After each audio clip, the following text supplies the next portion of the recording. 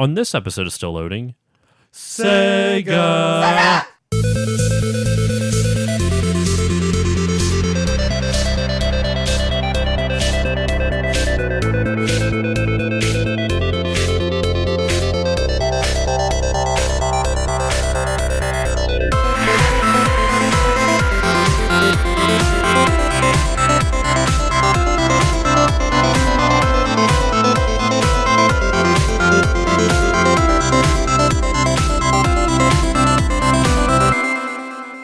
Hello everyone and welcome to this new episode of Still Loading. This week's episode, I am diving into the Sega Genesis. Not just me though, who is with me in the room today? Okay, fine, don't answer you bitches. I was going to say, who wants to go first? All right, Andrew. Hey, what's up? I'm Andrew. I can officially say I am also a gaming video creator. I have a channel with my lovely wife called The Experience Point. It is the EXP Point. Yes, that was her yelling Sega in the beginning. She's in the background. You might hear her jump in every now and then. And Justin is here as well. Hey, you guys. Justin again. As you know from the Bond series. And Andrew's been on before. He was on for the Donkey Kong 64 episode as episode number 100, as well as the Metal Arms Glitch in the System episode. That's right. That was our first one. Yeah. About the manuscript reading. Oh, you did do and both of you guys actually. Yeah, you guys were both on the Still Loading Storytime episode where we did dramatic readings of video games. I want to do that again. I was just telling somebody about that and I had a freaking blast doing it. I had a 3D blast, if you will. Great segue. But no, the reason we are talking about the Genesis today is because it is the 30th anniversary of the North American release of it. Now, It is a little bit off because the North American release did happen on August 14th in 1989. And so I'm, only a couple months late with that, but this is coming out in December. Yeah. I'm as old as the Genesis. I am too. It's free. And the Game Boy. Game Boy also came out in 89. The Japanese release date was on October 29th, 1988. So technically the Genesis is older than us. Technically. Okay, that gives me a slight comfort. It's just that this is the North American release date. I also, a lot of times I try to do things that coincide with the North American release date because we all grew up in North America, so the nostalgia for it is the North American side of the nostalgia.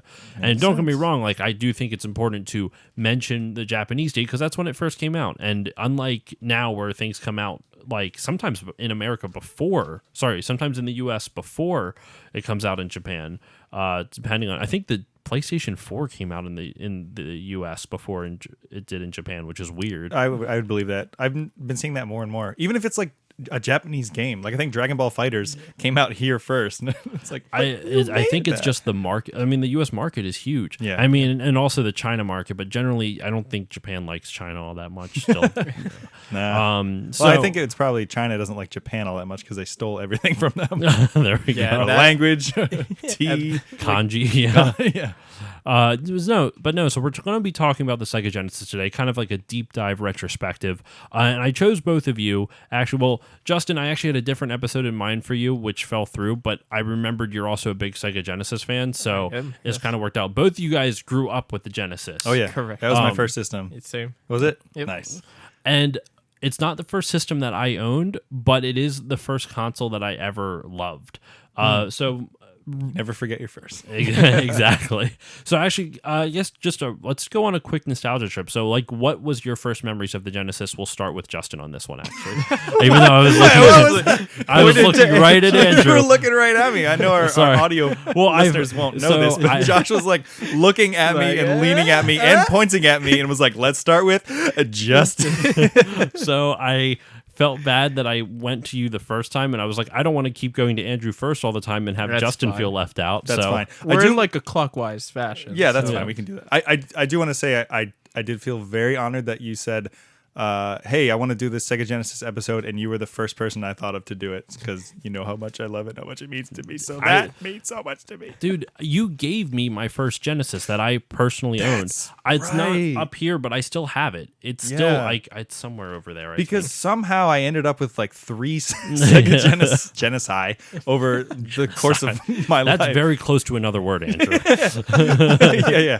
I don't know. Maybe they multiplied in the closet or something. but I don't know. Just that also doesn't work with the word you almost just said.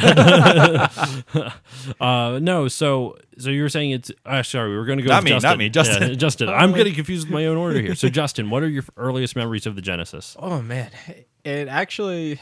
So I'm the youngest of 3 in my house. So we had a Nintendo, but it wasn't mine. And for Christmas, when I was like, I want to say 6 or 7, my parents held out. We unwrapped all the presents.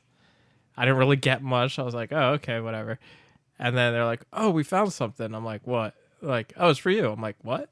I unwrapped it, and it was the Sega Genesis. And I'm freaking out because this is my first console that is mine. Oh yeah, because now you have like an identity. Exactly. I'm like, oh, like I could actually this is my console now. So, and it actually came with columns. Oh, I'm so sorry. I mean, the thing is though, like those types of games, puzzle games are always they're never my cup of tea. Like everyone talks about how great Tetris is. I don't really like Tetris all that much. I don't either. It's not because I think it's I'm bad at it. Well, it's not even. I don't think it's a bad game. It's just like I don't like those kinds of puzzle games. Like I like other puzzle games. Pokemon Puzzle League. Oh yeah, Never which is played that, basically actually. just Tetris. Yeah. Or the freaking Robotnik's Mean Bean Machine, which was just Kirby's Avalanche. Or Puyo Puyo. Or Puyo Puyo. Yeah, it's ripping off of a rip off of a rip off. Because it was Puyo was probably too cute to come to the U.S. Yeah, and the Genesis, as we'll get into, was too edgy for that. Oh man. So Andrew, what about you? So yeah, as first system for me, I don't quite remember if I knew really what video games were. I was very young. I was probably like, 7. I'd have to number check, but I'm getting up there in years, so things are starting to deteriorate upstairs.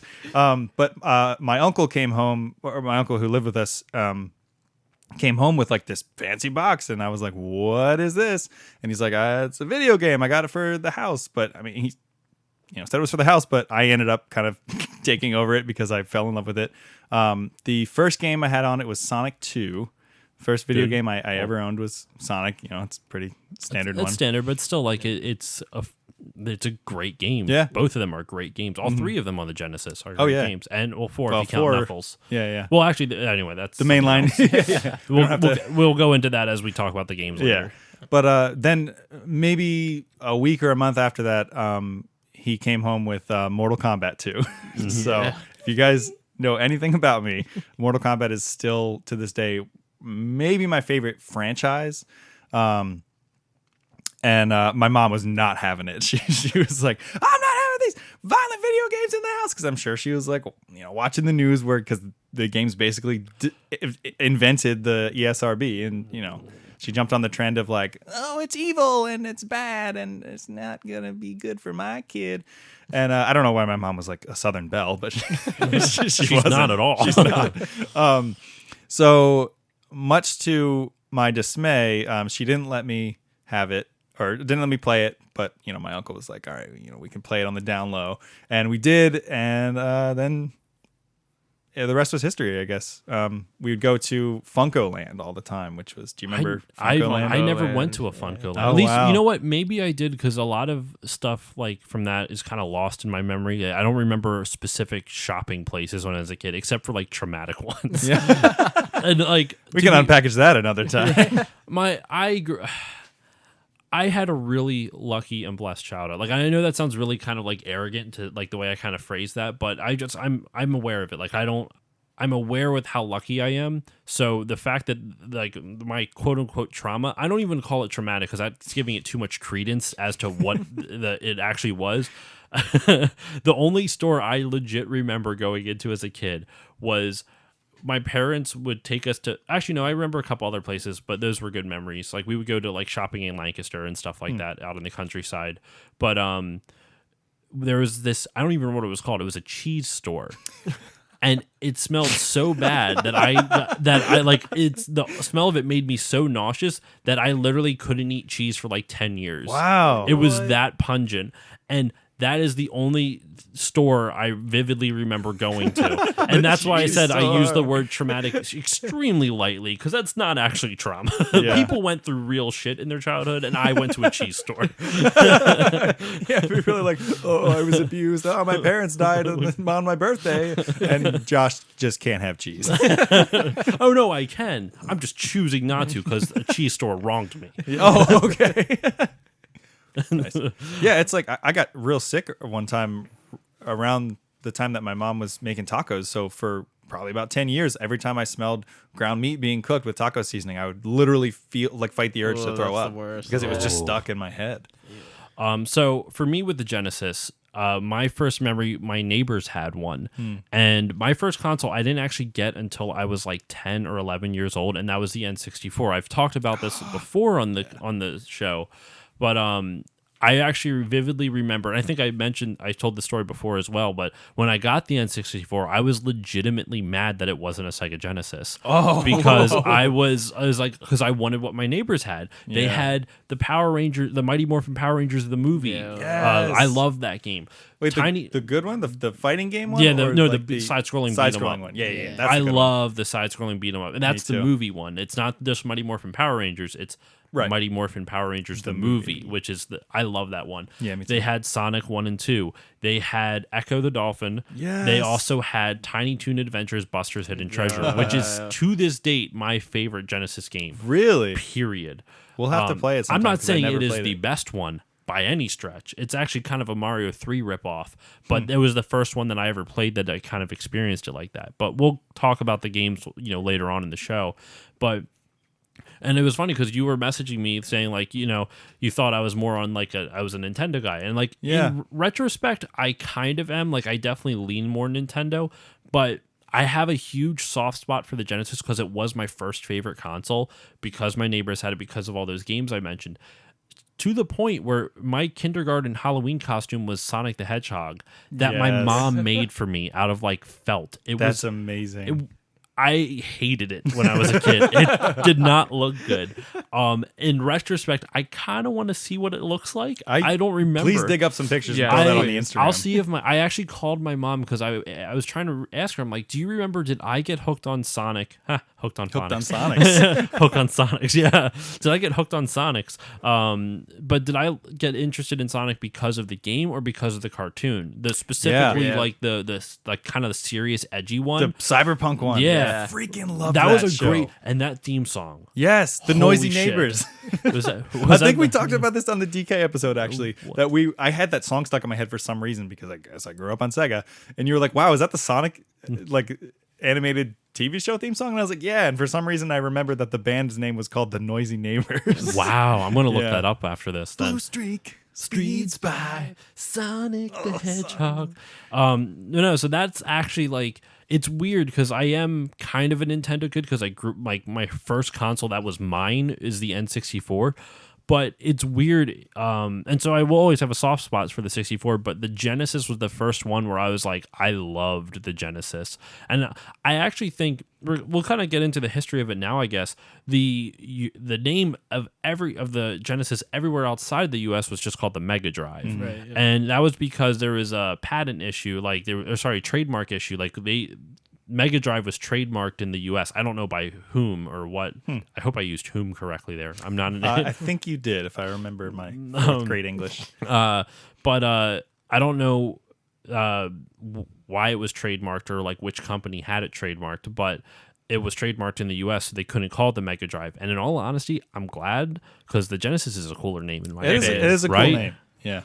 And it was weird doing my research. It was the first console ever to be named after a book of the Bible because I guess that was significant. Yeah. Yeah. I guess in because America's super Christian. Yeah. Even I don't know. We're not going to talk about social commentaries. Well, for some reason, the Sega Revelation wasn't next. There was just there's like 4 Horsemen games that just did like, oh dude, that'd be a great console concept though. You call it the Revelation, and their first 4 titles are the 4 Horsemen of the Apocalypse, like a game for each horseman. I think Darksiders is what you're thinking of. Well, I'm thinking of that as the game, but I'm talking about like there'd be anyway. So It's called the Mega Drive outside of the U.S. It was developed by an R&D team supervised by Hideki Sato and Masami Ishikawa. I looked up Ishikawa. I didn't see too much more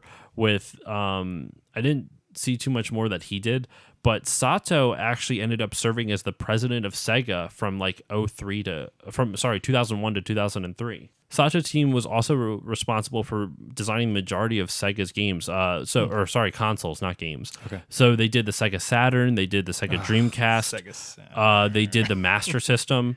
They also did the SG-1000, which we never got in the U.S. So it just sounds so lame. Are you ready for the XG-1000? SG, not even an X to make it extreme. Okay. The SG. Standard G, not extreme G. Standard G, not extreme G. No, but then there was the SG-1000 Mark II. And then the SG-1000 Mark III is what became the Master System here in the U.S. Okay. So it was kind of strange, but it was like, their primitive like consoles, and it came out around the same time as the Famicom in Japan, but obviously we never saw the SGs over here. Actually, when Too Many Games this year, they had a couple of the SGs, like the SG-1000 and Marks 1 and 2. It was really cool. I think I posted pictures on my Instagram from when I went, but I was actually pretty cool with it, or it was actually pretty cool to see that. Another interesting fun fact about the Genesis, before we kind of dive into the hardware of it, is it had the highest attach rate for a console ever. Apparently, every Genesis owner it was a 16-1. Like apparently every Genesis owner had 16 games. That was the average. Oh, okay. Like, you said attach rate. And yeah, I was like, what are you talking about? That had the most peripheral add-ons, No, because that probably that's holds also the record true. for that. It's also true. There's actually I wrote it down. There was an add-on that never came to the U.S. that was like super interesting, or not an add-on. It was a different version of it, but we'll get to it when we kind of talk more about it. But yeah, so it was it. Oh my god, I just lost my train of thought. Yeah. But yeah, so it had the highest attach rate of games to consoles, 16-1, like ever, like period, and not just like for the time, but ever in the history of video games. It still holds that record. Apparently, wow. According to the Sega website I was reading, it was like SegaRetro.org or something like that. I was doing my research on. Trustworthy SegaRetro.org. I would assume so. I mean, they cited it somewhere. That's cool, right? And that kind of like leads into like I think the biggest argument of like, everybody's always like the console wars, Sega Genesis versus Super Nintendo, and like they both were good at different things. Like exactly. I think Sega Genesis had a much better library if you look at it as a whole, but I think SNES had individual games that might. I actually disagree. Really? Yeah. Okay. But like that's kind of why I started. Like I've become a bit more on the Nintendo side, just because like the games. I will say this: the Genesis has games that are really good, but no one knew was good at the time. Yeah. Rocket Knight Adventures. Oh, Rocket Knight. Gunstar Heroes. Yeah.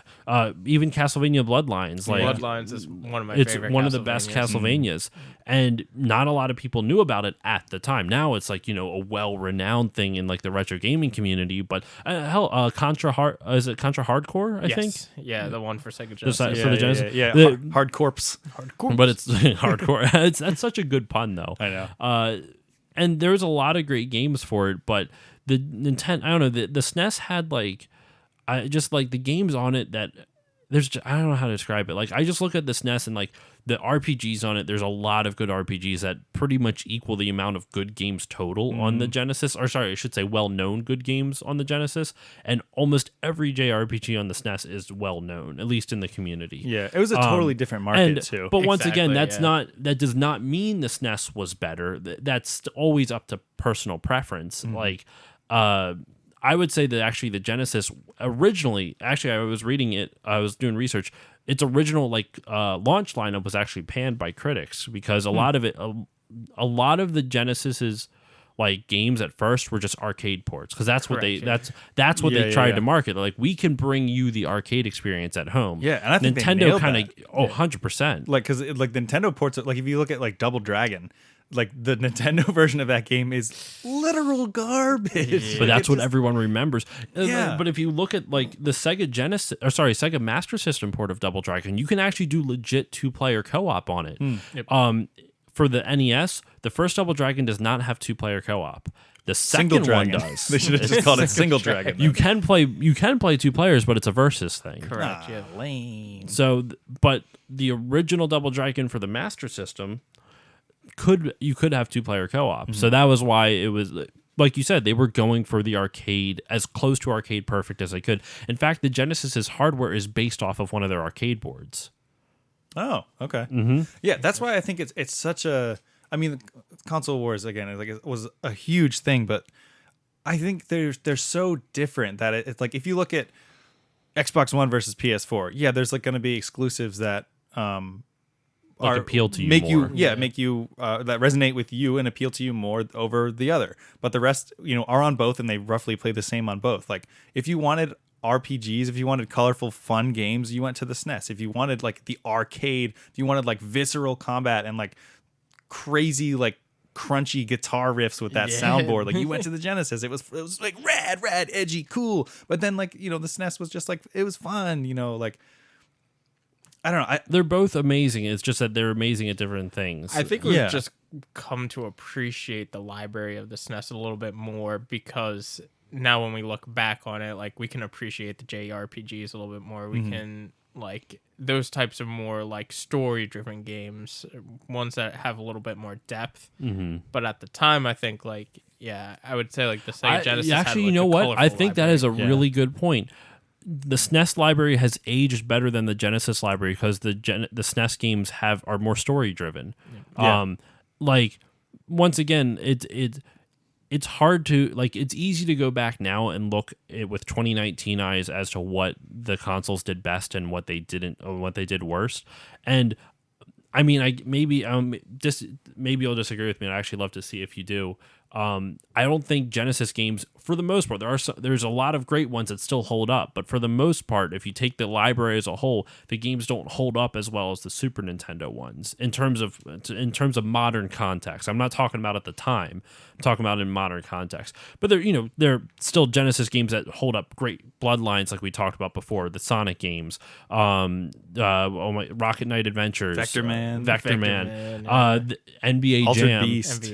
Altered Beast. Altered Beast. Well, yeah. So I think. So there are games that still hold up. I'm not saying that every Genesis game doesn't hold up to modern context. I'm just talking about the library as like a whole. Yeah, I think it's more. I can definitely see your point. I don't actually think that I do disagree with you. I think that there is more of a longevity to the SNES library. Because they are more story based, like Justin was saying, and that appeals for a longer amount of time than because gameplay mechanics come and go. Like if you go back to a game even 10 years ago, the gameplay mechanics feel super dated. And only true classic games can stand the test of time. Yeah, and because the Genesis focused for such a long period of time on that arcade feel, which like arcade games were designed to eat quarters and keep you there with like complete crazy nonsense and stuff blowing up all over the place. That's why it was such like a hardcore edgy rock blast processing, versus something that's gonna like keep you safe like the Super NES would. So I agree with that. So there are like the Altered Beasts and stuff, and like I don't necessarily, when I go back and play the Sega, like I don't, aside from like Sonic and maybe Mortal Kombat and some of the really early ones that were like staples of like a period of time for me, I don't necessarily feel like super nostalgic for like the Sega games, which is kind of weird, right? Which is kind of weird. Yeah, it's you're nostalgic for the environment, the console, the games, and their marketing created. Maybe aside from the soundtracks or from the soundboards, because like the synth, as soon as you hear the synth and that like real crunchy like and you're like, yeah, this is Genesis. Well, and Genesis was interesting too for its sound because it either was like phenomenal or it was awful. There was there's no in between with Genesis. And don't get me wrong, like, so on a technical level, the SNES had better sound hardware on like literally tech specific.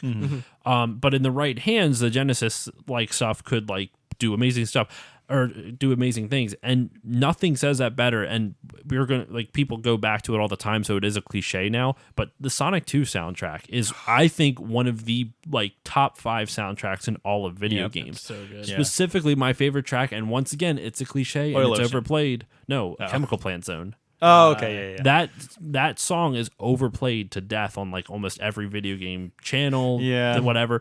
But that is a great song, like a legit. It drives. It has a good groove to it. Yeah. It's a great fucking song. Yeah. Yeah, Sonic 3D Blast, I think would rival Sonic 2's soundtrack. But Really? Sonic 3D Blast was a little bit like That's like an isometric game, right? It's like Yeah, top down it's like- isometric. It's the redheaded stepchild of the Sonic yeah, games. like it was like I loved it, like because to me that was my first real 3D gaming experience, and I was still 3D, I use the terms loosely on Yeah. that one. That's still Yeah.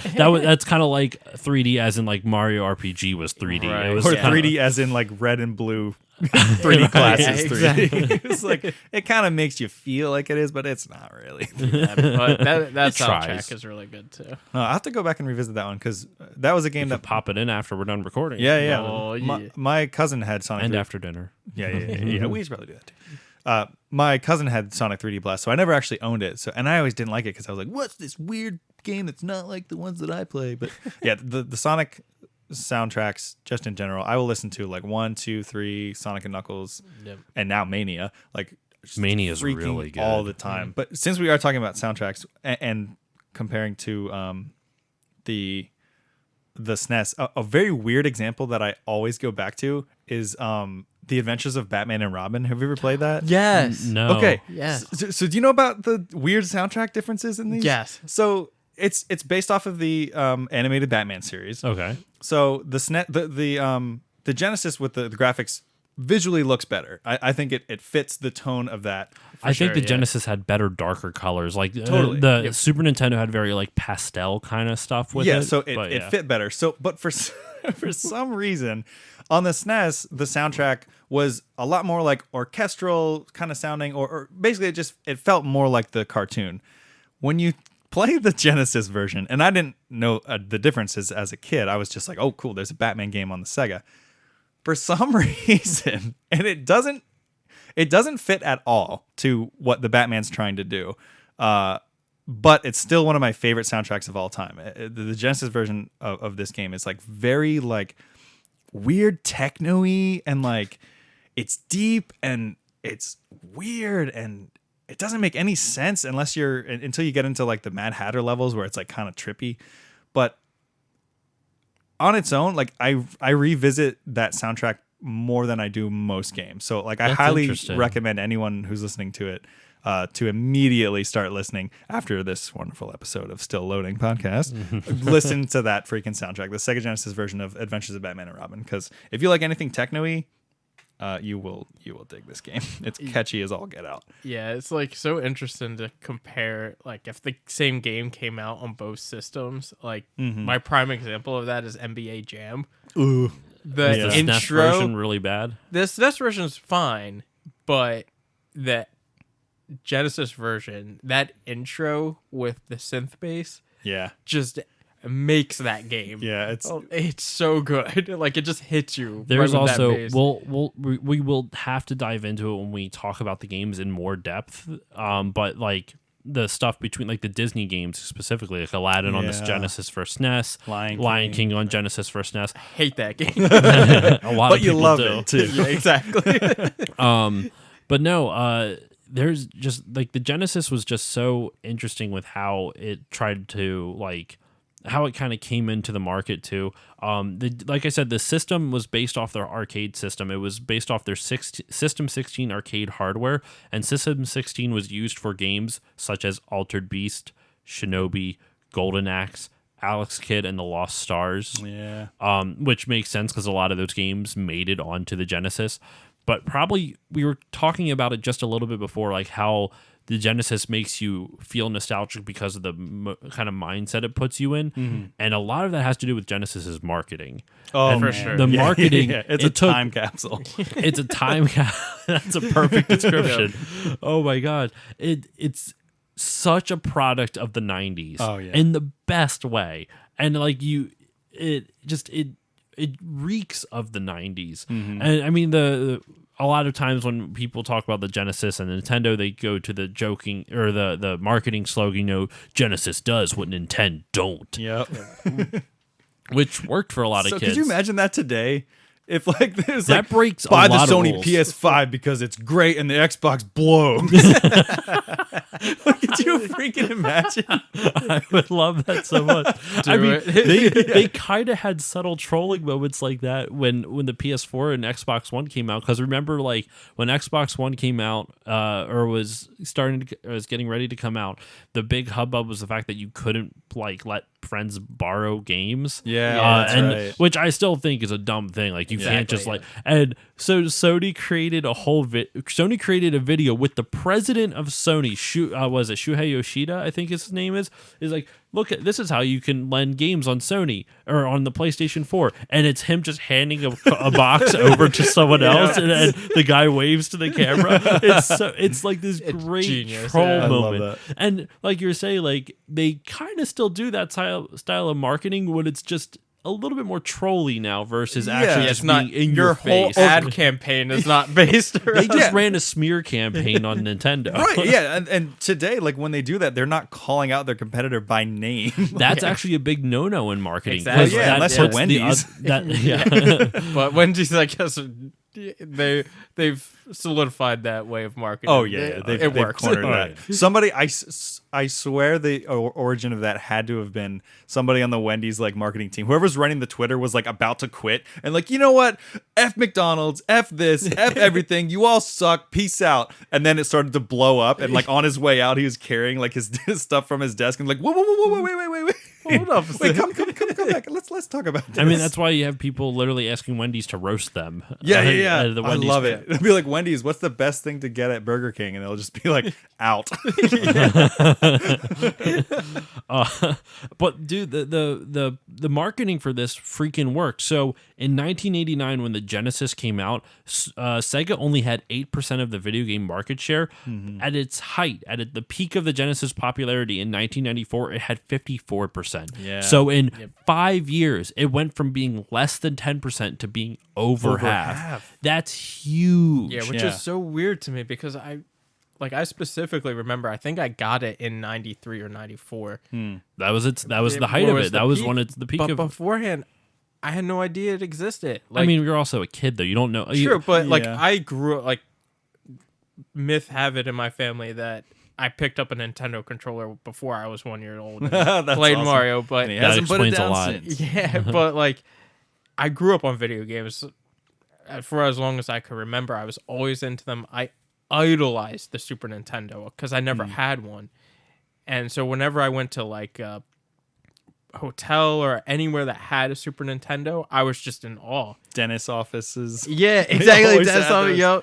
Grocery store sometimes. Remember when you could rent video games at the grocery store? Yes. There was a lot of weird stuff like that in the 90s, man. Yeah. Like there was a lot of weird places that you could get. Like there was a thing for a while you could get video games at like 7-Elevens and stuff like that. I never got it, but there was like specific marketing campaigns towards 7-Eleven customers for some games. I forget what funny. this was. I just remember learning about it, but I don't remember where. I specifically Or for remember. what? I think it was one supermarket. I think Gennardi's that doesn't even exist Oh anymore. my god, Man, that's a Gennardi's. blast from the What? past. Holy Yeah. shit. They had like that whole movie game rental section, Yep. and they had this freaking the theater masks, like the happy and sad theater mask, and Okay, neon lights, and that as a kid, for some reason, that just aggravated me so much. Aggregated. or abrogated. Aggravated? Were Yeah. you mad by it? I got so mad, like, but not visibly mad, just like internally, like aggressive towards it. I was like, I Okay. So we've learned today that Josh has trauma from his childhood because About of cheese, and Justin has it because of theater masks. So maybe we'll uncover mine over the course of this deep episode. dark secret that the trauma that the trauma you're using to bury your real trauma. Like, oh no, I didn't have a problem and I didn't have an abusive family. I just went to a cheese store. the trauma Genesis brings that Nintendo. Yeah. Oh my god. I mean, well, the name Genesis even was meant to be like this is a new beginning of Yeah. video games, Games, hence yeah. Genesis. You know, like the first book of the Bible. What's crazy too is the so in 1994. ultimately the Super Nintendo did end up outselling the Genesis, not by much. It was, but it wasn't until '94 when the Super Nintendo flipped the switch. And a lot of times people credit to that was the year Super Metroid came out and Donkey Kong Country. Yeah. So you kind of have these two gigantic, very games. revolutionary games. And specifically Donkey Kong Country. Some people don't really like that game. I actually hear a lot of people online saying that game's super generic. I think that game's still really good. It's hard as shit. I think it's a good game. I never particularly liked it. I was never, again, I'm a Sega kid. I didn't have a Super Nintendo, but when I would go to friends' houses who had Super Nintendo, we would just play like Mario and like Zelda and stuff. And, Donkey Kong I never played Donkey Kong until I got a Game Boy and I got Donkey Kong Country 3. And even then I was like, Donkey Kong Land? Yeah. Wasn't it based off of Well, so Donkey Kong Country was the Super Nintendo games. Donkey Kong Land was the Game Boy equivalent. Okay, yeah. It must have been Donkey Kong Land 3 then. Which is crazy because they still kind of use the same graphic style, but on a Game Boy, on an 8-bit system. Yeah. It's nuts to think how they did that. There's a dude, he worked for Nintendo, and I can't remember the name of the game. It might have just been called like X or something like that for the Game Boy. It's a first-person space shooter. Oh. Like legit, like almost 3D polygonal graphics. The frame rate's shit. I'm sure. But it actually functions and decently.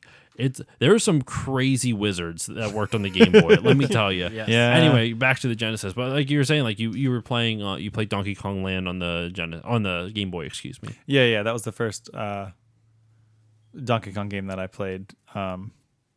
I didn't really have anything to say. Well, no. Well, they but the reason why Donkey Kong kind of didn't kill the Genesis, but it started bringing the downfall of the popularity of the Genesis, is that it is because of the graphics. Even though it was actually just sprites and just kind of sprite-based graphics, it was the fact that it looked 3D, and it was Rare did a genius job with how they I wouldn't say the marketing, but the visual style for it, because it looked so much more modern and advanced than anything else that had been out there before.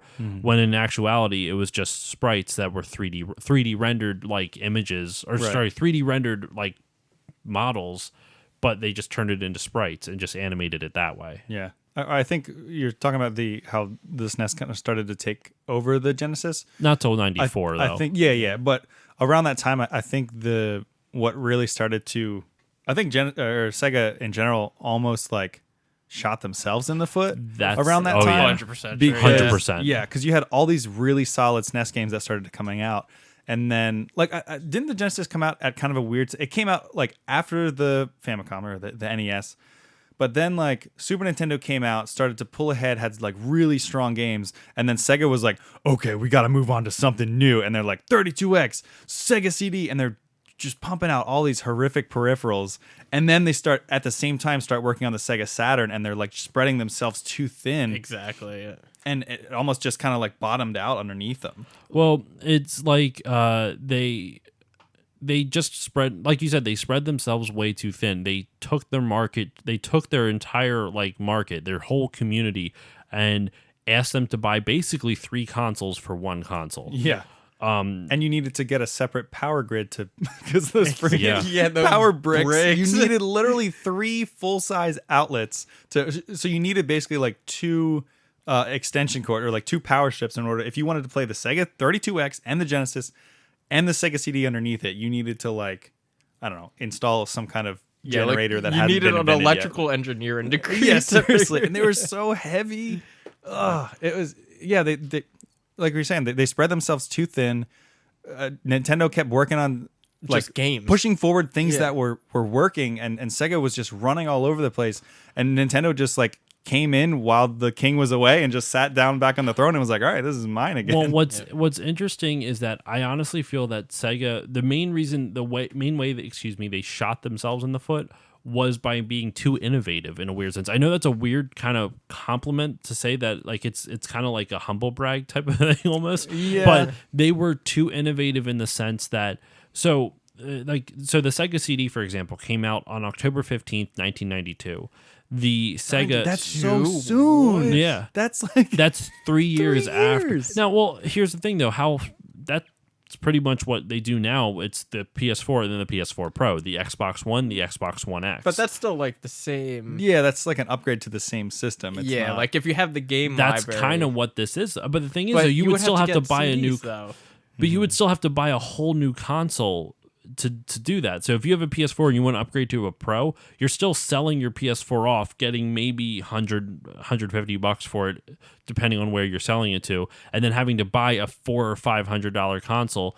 I mean, granted, all your games to work, like you said, so there is a slight difference. But could you because, imagine like, having to buy like a smaller PS4 to plug into your PS4 that would just sit on top of it and take up another space in the outlet? It is strange. Yeah. It is very strange. The 32X came out on November 21st, 1994. Strangely enough, that is before the Japanese release date. December 3rd, 1994 is the 32X's But still, Japanese that's release what, date. 2 years after the CD? Yeah. It's So And well, so the 32X is really where. So the Sega CD itself was not a bad idea for the time. Like I specifically. knew people that had it. Well, yeah, I have one. well, I Still have one works. right here. Nice. And the reason is the reason why it wasn't a bad idea is because in the early 90s, multimedia was the big thing. That's why you had the CDI come out, which bombed, but the CDI and what was the other one? The 3DO. Yeah. Those were like the two big like video game console multimedia consoles, I would say, that flopped, but they're multimedia consoles. And so Sega kind of had their hand in the market in the pie too with the Sega CD. You could get full motion video on the Sega CD with games like Night Trap, which like you were talking about before about how, violence in video games and like problematic video games. Night Trap was also one of the main arguments, though. Yeah. You look at it now, it's pretty mild. it's pretty mild. It's like a PG-13 horror movie nowadays. Right. But I would say, so the Sega CD I don't think was necessarily a bad thing. I think that if they had stopped there, it actually would have been really good. And on top of Yeah. that, there was good games for it too, like specifically Snatcher, which I've never personally played. But Yeah, Kojima. It's a Hideo Kojima game that no one knows about Yeah. because it was on the Sega CD. And now if you want to get the game, I think the disc alone is like $200. I can't even just the imagine. disc. Yes. I'm not talking about any Complete. manuals or anything. Yeah, complete. complete. It's like $500 to $600 minimum. Yeah. Well, you said they had their hand in that pie. I see it as like they had each finger in 10 cupcakes. Exactly, Almost. yeah. just pick one. Well, if they stopped at the Sega CD, it would have just been a hand in, like one hand in the console pie, one hand in the multimedia pie. yeah, but and I because think they they wanted, focused out, on yeah. that. And but because they did the 32X, that is their biggest blunder, in my opinion. Yep. For this reason only, less than 2 years. I think it was even less than a year. The Sega Saturn came out. Exactly, And yeah. so the Sega Saturn was a 32-bit console, and the 32X was turning the Genesis into a 32-bit console. Right. So, like, what do you want your consumers to get? You have two 32-bit consoles on the market, and around the same exact time. around the same Exactly, time. On top of that, what kind of made it even worse for them, I'm trying to look up the release date for the Saturn. Holy shit, yeah. So the Saturn, like I said, the Sega 32X, right, came out late November 1994, 94. right? The Sega Saturn came out in the U.S. May 11th, 95. It was 6 months later. Yeah, That's probably why. That's when I fell off. It came out of in November 94 in Japan. So it even sooner. so the Sega Saturn came out before the Sega 32X in in Japan. Wow. Think about that. yeah. Now Who I believe okayed that? I think the 32X was made primarily for the American market because they were Yeah. trying to, once again, 94, right? It's Donkey Kong Country. And so what happened was there was a big press conference at I guess early 95. I think I don't know, not a press conference, but one of the trade shows, like an electronic, like not E3, but something along those lines. consumer electronic trade shows. That's what, CES, yeah. I think it was CES. It was like early 95, and the Sega Saturn was slated to come out in late 95, like holiday season 95. Because the N64 was at that time thought to come out that same year, even though it got delayed a full year after. I think the PlayStation was already out then, because I think the PlayStation came out in 94, I want to say, maybe 95. Anyway, they were trying to like compete with them though, and they jumped the release date by 6 months. And so all the game developers are like, "What the fuck? We don't have time to like, do anything now." You have a console with no games. And that's so, exactly what happened. That's where it stayed. Like, and when you that's think what Sega Doom- Saturn, like, what's the first game you think of? Knights, maybe Knights. Knights. Yeah, that's it. Fighting Vipers. Panzer Dragoon Saga. Was that Saturn? That was Saturn. thought I that mean, was it's Dreamcast. it's stupid expensive now, but I think. imagine. But once again, though, the Saturn was like a console that just came and went, and now all the games are stupid expensive to collect. It's exactly. I also nuts. had a piss poor controller. I hated that Oh, controller. the Saturn It controller. was so bad. loud. Like the buttons were loud, and it felt cheap, and it was too big and awkward, and like that system just never should have existed. And I mean, the 32X is what killed them, and that in combination with the Saturn release, because they released the Saturn way too early, and then they put all their chips into the Dreamcast, which was smart, but PlayStation, but it was a- too late. It was. Exactly. It wasn't even too late. Once again, the Saturn was not the Saturn. Sorry, the Dreamcast was super ahead of its time because it could go online. That was the first console to yeah. ever. Well. First console that had a built-in online capability. We'll talk about it in a little bit, but the Sega Genesis could also go online. Sega Channel. Great segue. So we'll jump into that in a second, but yeah, like the Great segue to save for later. to save for like a second in a second. But the Dreamcast could go online. Like it just and it was sold super well for like the first like 6 months or something like that. It had like one of the best opening time like sales point for the Dreamcast is like one of the best in history, period. Like it Really? sold like hotcakes. But then the PS2 came out only a year later, and the PS2, as we know, is the highest selling console of all Yeah. time. It was just a juggernaut. And the PS2 is what doomed the Dreamcast, but it was like the Dreamcast is less powerful than the PS2, but it wasn't like consumers wouldn't have really known to. I mean, you know what? Maybe adult consumers would have known, but like kids wouldn't have known. The graphics are comparable enough that you wouldn't have noticed at first. PS2 later on would have like late PS2. Oh yeah, you would have noticed the difference. But like or like Xbox, if you look at the difference between Halo 1 and Halo 2 graphics, huge upgrade. Oh my! big It's like a jump. different console almost. Like, I almost think, like going back to like the Dreamcast lifespan, I honestly think that if they had just scrapped the Saturn entirely and just started working on the Dreamcast instead and released that earlier than they did and not a year before the freaking PS2, I think Sega would still be like top. Like they would still be making consoles. Like Probably. Agreed, yeah. and they'd still be rivaling. I think it would probably, because essentially, I don't know if Microsoft would even be in the race then, because they still. Oh no, they still would be. Because I mean, I think they were. They would definitely still be in it, but it's weird to think that you almost don't want another competitor coming into the marketplace because it dilutes the marketplace too much where nothing can exist. Yeah. In a sense, like you wouldn't have your big AAA games. Don't get me wrong. There's problems with them. Call of Duty, rinse, wash, repeat. the same. Assassin's Creed can be that, but it's like a better version that. of. But it's like, but it is like a better version of the Call of Duty problem, if that makes sense. Like when it comes out every year, not a whole lot better, but yeah, But I get what you're saying. But at the same time, without AAA games, do you think if the market was that diluted, would we have ever gotten like a Horizon Zero Dawn or a Last of Us or? I mean, maybe In at some some point, but ways, those games yeah. are huge budgets. Yeah. But I Like, also think huge Microsoft, budgets. like Xbox, was almost kind of just like, hey, let's see what happens. Yeah, that's what I was And- kind of starting to get yeah. at. Was I feel like they were almost they put the Xbox out to fill the gap that the Sega as a console Exactly, developer yeah. left. So Well, they like, wouldn't have known that but they like it's not like they were only working on the Xbox for like 6 months and put it out there. That thing would have been in development into like them like at before the Dreamcast would have even launched. Yeah. Before Sega would have even been out. Like that would have been in development for a long while. but not they like, knew that Sega was starting to go on its way Yeah, out. but So they maybe wouldn't- they Because but they they had that wouldn't have whole known. like weird like conferences with the other like companies developing the Dreamcast. yeah. Because they had that whole like experiment where they had two separate teams try and come up with something, and they picked one over the other.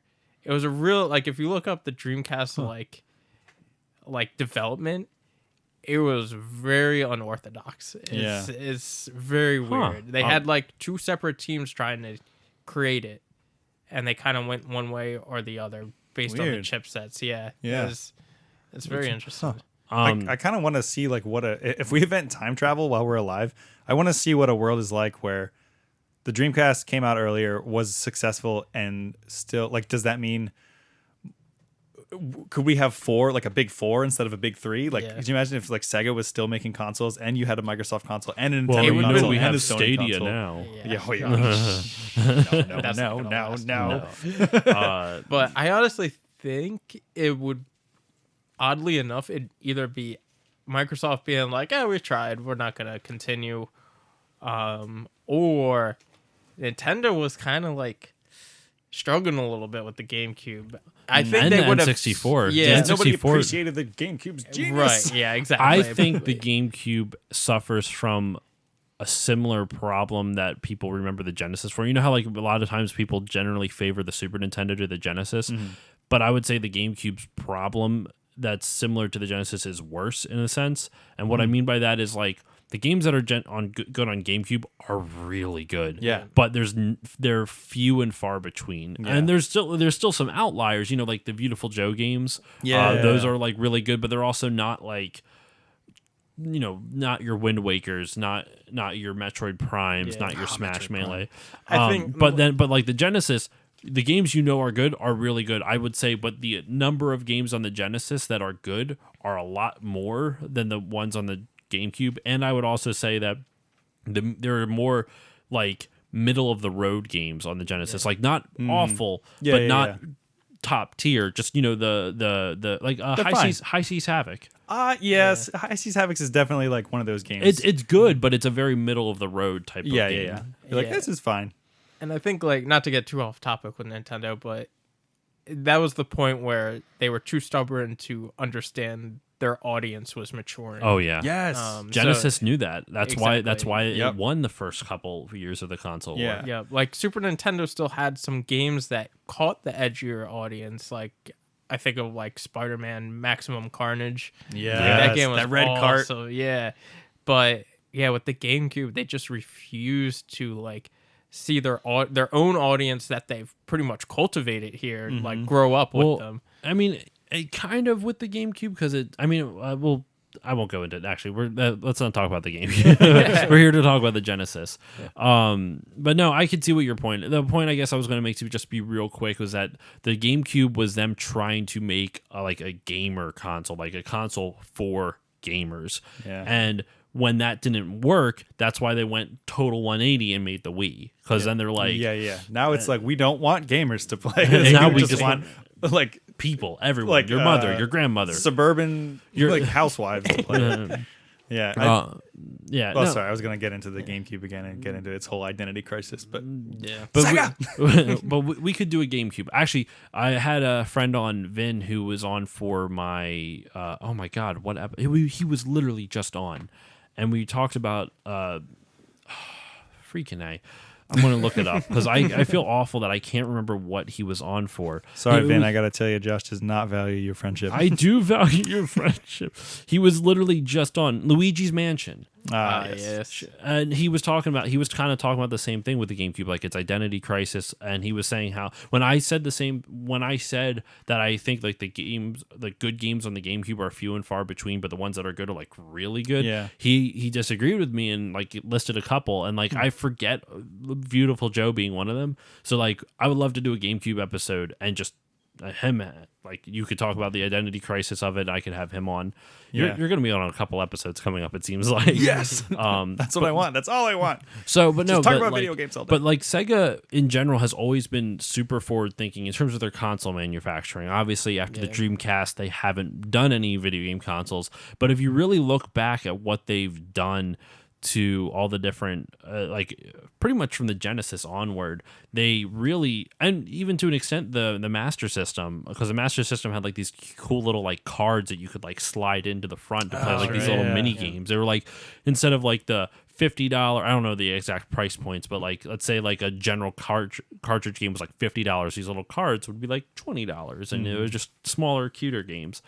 And they did the VMUs games in the for the Dreamcast. Yeah, those things are awesome. Yeah, I know. But for the Sega Genesis, you know, you obviously we talked a bit about the Sega CD and the Sega 32X, and we talked about some of the games. At least for the CD, the 32X didn't have a lot of great games. It had some. No. I can't even remember I have any two. of them. I have Star Wars Arcade, Star which Wars, was that's rad. Isn't Chaotix really good? Yes, I'm still. Oh, I'm going to strangle Casey because our friend Casey found Who's been on the show before for Mario Month? Yes. That's, you know. He found a copy of Knuckles Chaotix at a thrift store for like $1 or something, and I'm like, And what is that worth, right? It's like $150 last time I was trying to get one. It's probably only like $50-$60 now, but it's still too much for me to like. Yeah. Like I have a 32X and I can play it, and it does look really cool. And the greatest Sonic character of all time, SBO the Chameleon, is in it. Yeah. I love him. But yeah, I only own 2 games for it. It's the Star Wars Arcade and this random motocross game, which is cool. It looks great, but I was over it in 5 minutes. You know, it's like the Sega CD at least had like, you know, like a better version of Echo the Dolphin that actually was like That's 3D. right, It had yeah. really cool like Really? CG. Yeah, I it didn't had know like that. CG cutscenes and like it was gorgeous. And I didn't actually know that there was a Genesis version until later on. But I also have Chuck Rock for Sega CD. Do you know about Chuck that? Rock, yeah. The 90s, they're on Retronauts, they talk about this a little bit, but the 90s had like a couple weird fads. Cavemen and dinosaurs. And not sometimes mixed together, but like sometimes separated. sometimes separate. Or sometimes dinosaurs with guns, like Yes. Dinosaurs for Hire. That's a game. Yeah, it's a Genesis game. It's called Dinosaurs for Hire. I think it just kind of was trying to get on the hype train of anthropomorphic, edgy animals like Ninja Turtles, Yeah. or Street Sharks. You know, Sonic the Hedgehog. Yeah. Biker Mice from Mars. Biker Mice from Mars, dude. Oh, freaking love that. I have that for the Super Nintendo. That's Biker Mice from awesome. Mars. Yeah. Yeah, I liked the cartoon. Yeah, Chuck Rock, you're just kind of this caveman guy. You'd run around and chuck rocks around. And I also had still one of my favorite games and still one of my favorite soundtracks, Soul Feast. Or depending on whatever region you're in. Sometimes it was called Soul Dees. Soldies. It was basically like... Sold D's nuts. Yeah, Soul Dees nuts. Sorry, I had to. You just lost half your viewership off of that bad pun. Good thing no one could view a podcast. It's That's all true. listeners. Listenership. I've been doing it wrong this whole time.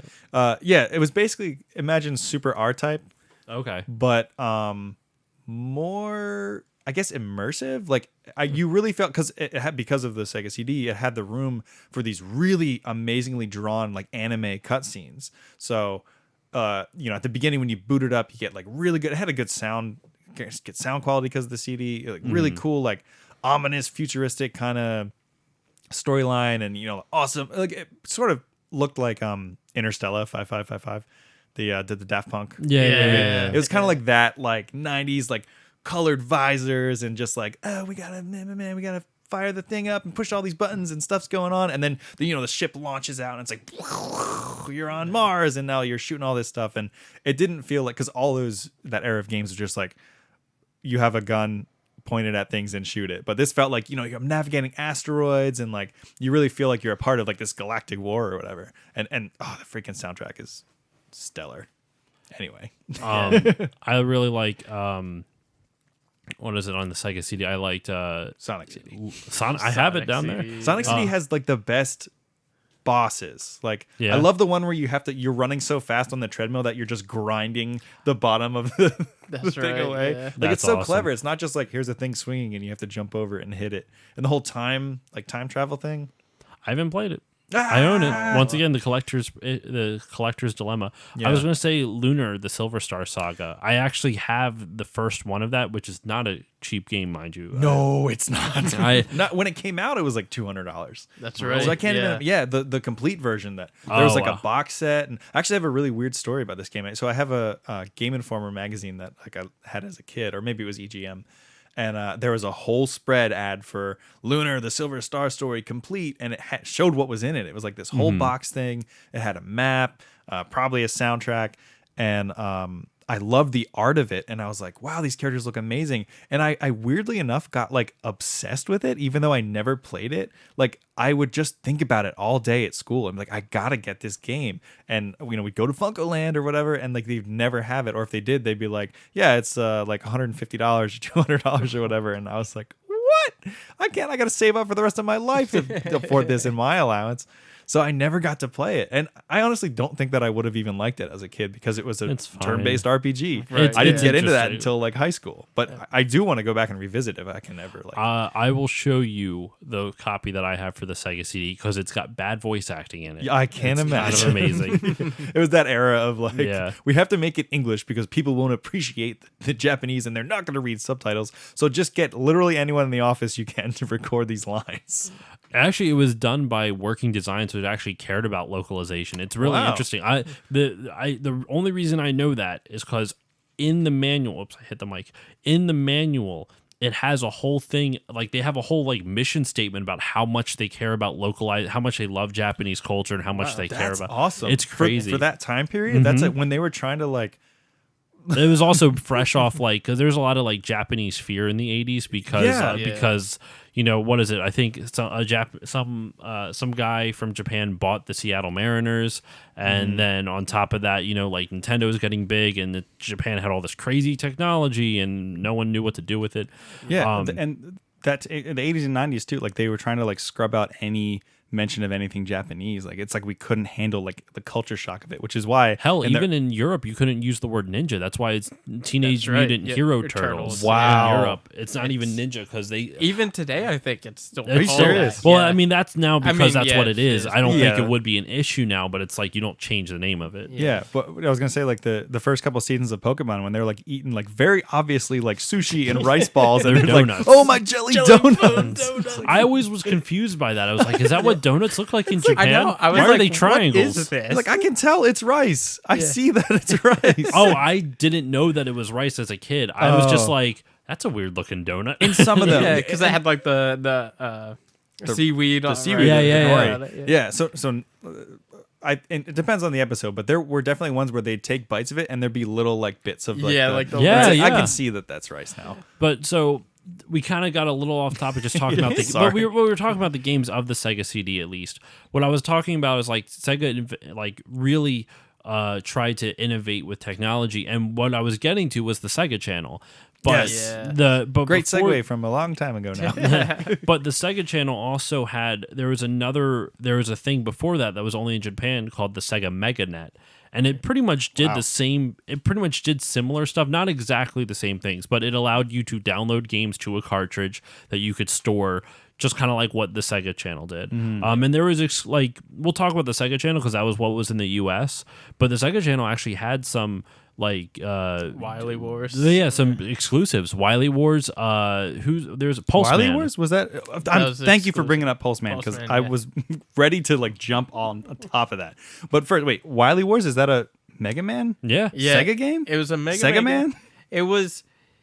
I actually have a not bootleg, but like Yeah, there's like a a- ROM hack of it. yeah. Not a Oh, ROM nice. hack, sorry. It's a port of it because it was never physically released in the US. Yeah, it was just but digital. it was physically released in Europe. Europe, yes. Oh, Which is weird. Yeah. So there was a Mega Man game for the Genesis called It was the Wily just. Wars. It was just the first 3 games Just in remastered. Genesis, Oh, okay, just in yeah, yeah, Genesis graphics. Which, yeah. Gotcha. like, in some ways was really cool. Other ways I hated it because the soundtrack, honestly, I think they butchered the soundtrack. Well, for it. yeah. That's such a weird. You can go. I've gone down the like rabbit holes on YouTube of like listening to like Sonic songs on the Super NES chip Yes. set, and it never sounds right. It's or like yeah. listening to Mario songs on the Sega. It's just like whoa, like you just The like, sound effects, well, in the Super Nintendo used samples as their basis, while the Genesis used FM synthesis. So, like, FM synthesis kind of has like a warm, fuzzy feeling, Yeah. but it also like it gives you kind of like that almost like Seinfeld funk bass, right? And so the Genesis has a lot more like a harsher tone type of thing. Which, crunchy. it's it's kind of Yeah. Retronauts. Jeremy Parrish from Retronauts calls it affectionately butt rock. Butt rock. I just heard the term butt rock for the first time not that long ago, and it was in like talking about like all the keeping with Sonic at least the like Sonic Heroes and like the like Sonic Adventure like Johnny we will Crush- or escape Crush from the 40. city. Johnny Crush 40 Galelli, and- Yeah. what his name is? yeah, just like Crush or like 40. Nickelback, Creed, like no, it's just not butt Nickelback. rock. I wouldn't say Nickelback's butt rock. Creed, I think, could be butt rock. Yeah. But no, like you're right though. It would sound weird everywhere else. But no, the Sega. So what the Sega Channel actually was it was an online service. It was a subscription online service that you would pay for. Well, obviously it's I can't speak, a subscription, but you would buy a cartridge that actually had like a phone jack in it, and you would plug it into your phone line. And you would be able to connect to the Sega Channel, and I think it actually used the coax cable. Like, did it? Yeah, I think so. Yeah. If I remember correctly. I'm gonna look it up. I remember seeing ads for it. Like I was just young enough that I was starting to form like strong enough memories, but I definitely remember seeing ads for it and being like, "What in God's name is this witchcraft? How do I plug this into my wall? And does my house give me video games? I don't. I'm 10, and what is this? Like, but I'm glad you said Pulse Man, because like that You're right, was, it is the coaxial cable. Like, Yeah. it's a little weird how it works, but yeah, it's a coaxial cable. That's It's so like- weird. It's like, I think I must have thought if it was the coax cable, I must have thought it was like coming through from the cable company. Then. Right, yeah. Like Comcast is sending me video games. Yeah, Pulse Man was kind of like, Did you have the Sega Channel? no. No. I always thought that was like too bougie. Like, because I mean, it was expensive. I'm not gonna lie. if I ever Yeah. asked for it, I'm sure my parents were like, absolutely not. We're not paying Exactly. monthly. Like, as soon as I saw that, I was like, my family is not rich enough for I know, this. right? I can't afford this, and I didn't know anyone that had it. I think I knew one person. He was like a single child, and like he Spoiled. always had like the latest video games, like everything. I was like, yeah, he has it. Yeah. Yeah, so Pulse Man was kind of like, it almost looked like a Sega's answer to Mega Man in a way. Yes, yeah. And it didn't, I'm mad that it didn't come. I played it via emulation, but I'm mad that it never came out in the US, because it's a lot of fun. Couldn't you get it in the US via Sega Channel? You though? could. That was could, the only yeah. way. Yeah. And Well, you can they- now, because I think it's on the Wii. I actually the have it. virtual Before console. the Wii Virtual Console went down, I actually bought it. I Nice. have it on the Wii. That's awesome. Yeah, but it was like interesting enough. So like, it was, if you don't know, it was made by Game Freak. It was like one of the last games they Yeah. made before they made Pokemon. And you can totally tell, you're like, just from the designs and the fact that like the main attack that you do as Pulse Man, a Volt Tackle, is still a move that Pikachu can learn in Pokemon, which is such a cool little nod That's back a great to little. That's a Yeah. great little callback. Yeah. It's one of the earlier games. The game's a lot of fun too. I remember liking the soundtrack, and I love the art style and the movement. Once you get the movement down, how you're kind of like doing that zigzag, kind of like like Pikachu does. It's a lot of fun. Really hard. I don't think I ever Yeah, beat that's a it. difficult game. Yeah. Some of the other fun stuff that they did with the Genesis was they made two portable models of it. Oh no. Game the- Gear. Do we have to talk about the No, Game no, Gear? no, it's not the Game Gear. the Game Gear. No, the Game There's a Gear. world battery shortage because of the Game Gear. Yeah. The Game Gear is more of a portable Master System. No, I'm talking about the Sega Nomad. The Nomad. Okay, yeah. The Nomad was literally a portable. I think it took even more batteries than the Probably. Game it Gear. did. It did. And the, Mom, do we have 10 D batteries just lying around? Well, I guess I have to take out a second mortgage, but I'll get you these. what are you doing? Are you replacing the battery in your car? No, I'm just trying to run this Nomad. No lie. The best present. I don't even think it was for Christmas or birthday. My dad just came home with it from when Radio Shack still existed. Was a power adapter for my Game Gear. Oh, I was so ecstatic about this because I was like, I don't need batteries anymore. Yeah. Yes. Well, so you it could- recharged it? You can actually use a It power just, like, adapter for. Yeah, it was just a power brick. Oh, you just plug So- it into the wall. You could Yeah. literally Okay. get the. So the, it's just like, I can't leave, so I might as well just play Sega the like on the Genesis, TV. the Genesis Model 2 power cord is the same. Will fit into a Game Gear. Oh, wow. Thing. So you can use the Genesis Model 2 power cord to charge your game. Well, not charge, but plug in your Game Gear. Yeah. I played it, the first and only time I ever played a Game Gear was I went to somebody's house who had a Sega, and he was like, check this out. It's like a portable Sega. I have Sonic 2 on it. And I thought it was the coolest thing. I was like, well, you can just walk around with this? And I was like, you can just walk around with this. well, yeah, because that's like, I know, that was but just before like- Game Boy. yeah. Or well, before I had a Game Boy. Well, Game Boy I think came out before. I don't know, Yeah. but It did, but it was still like, I mean, it was around the same time. I didn't Game know. Boy Color, I think, came out either the same time? No. Or? Game Boy Color was way later. Later? Game Boy Color was like 95, 96. Okay, yeah. Well, Pokemon came out in 98 over here, I think. Or not, was it 96? Sega Game Gear actually came out in 91 in the US, Yeah. which is 2 years after Which the is Game so Boy. weird because 89 was the Game Boy. I feel like as a kid, and probably just because just how everything panned out, but like I thought the Game Gear came like years after the Genesis. I mean, Weird. you wouldn't be like the Game Boy Color didn't come out till 98 actually. Yeah, that's what I thought. 98? What? Yeah. So And that was the first time I but- ever heard of it. Well, the thing is, you wouldn't have been like it makes sense why you'd be confused by that because you didn't have color like Nintendo handhelds until the Game Boy And Color. and like remembering as a kid, Game Gear seemed so vivid for being like a portable. It was not. I think that's nostalgia. The Game Gear and the original Game Boy were just like real ugly screens. Yeah, the original Game Boy, I remember That is- ugly matrix green. But yeah, so I went to my friend's house and he was like, this thing called the Game Gear. It's like a Sega that you can walk around with.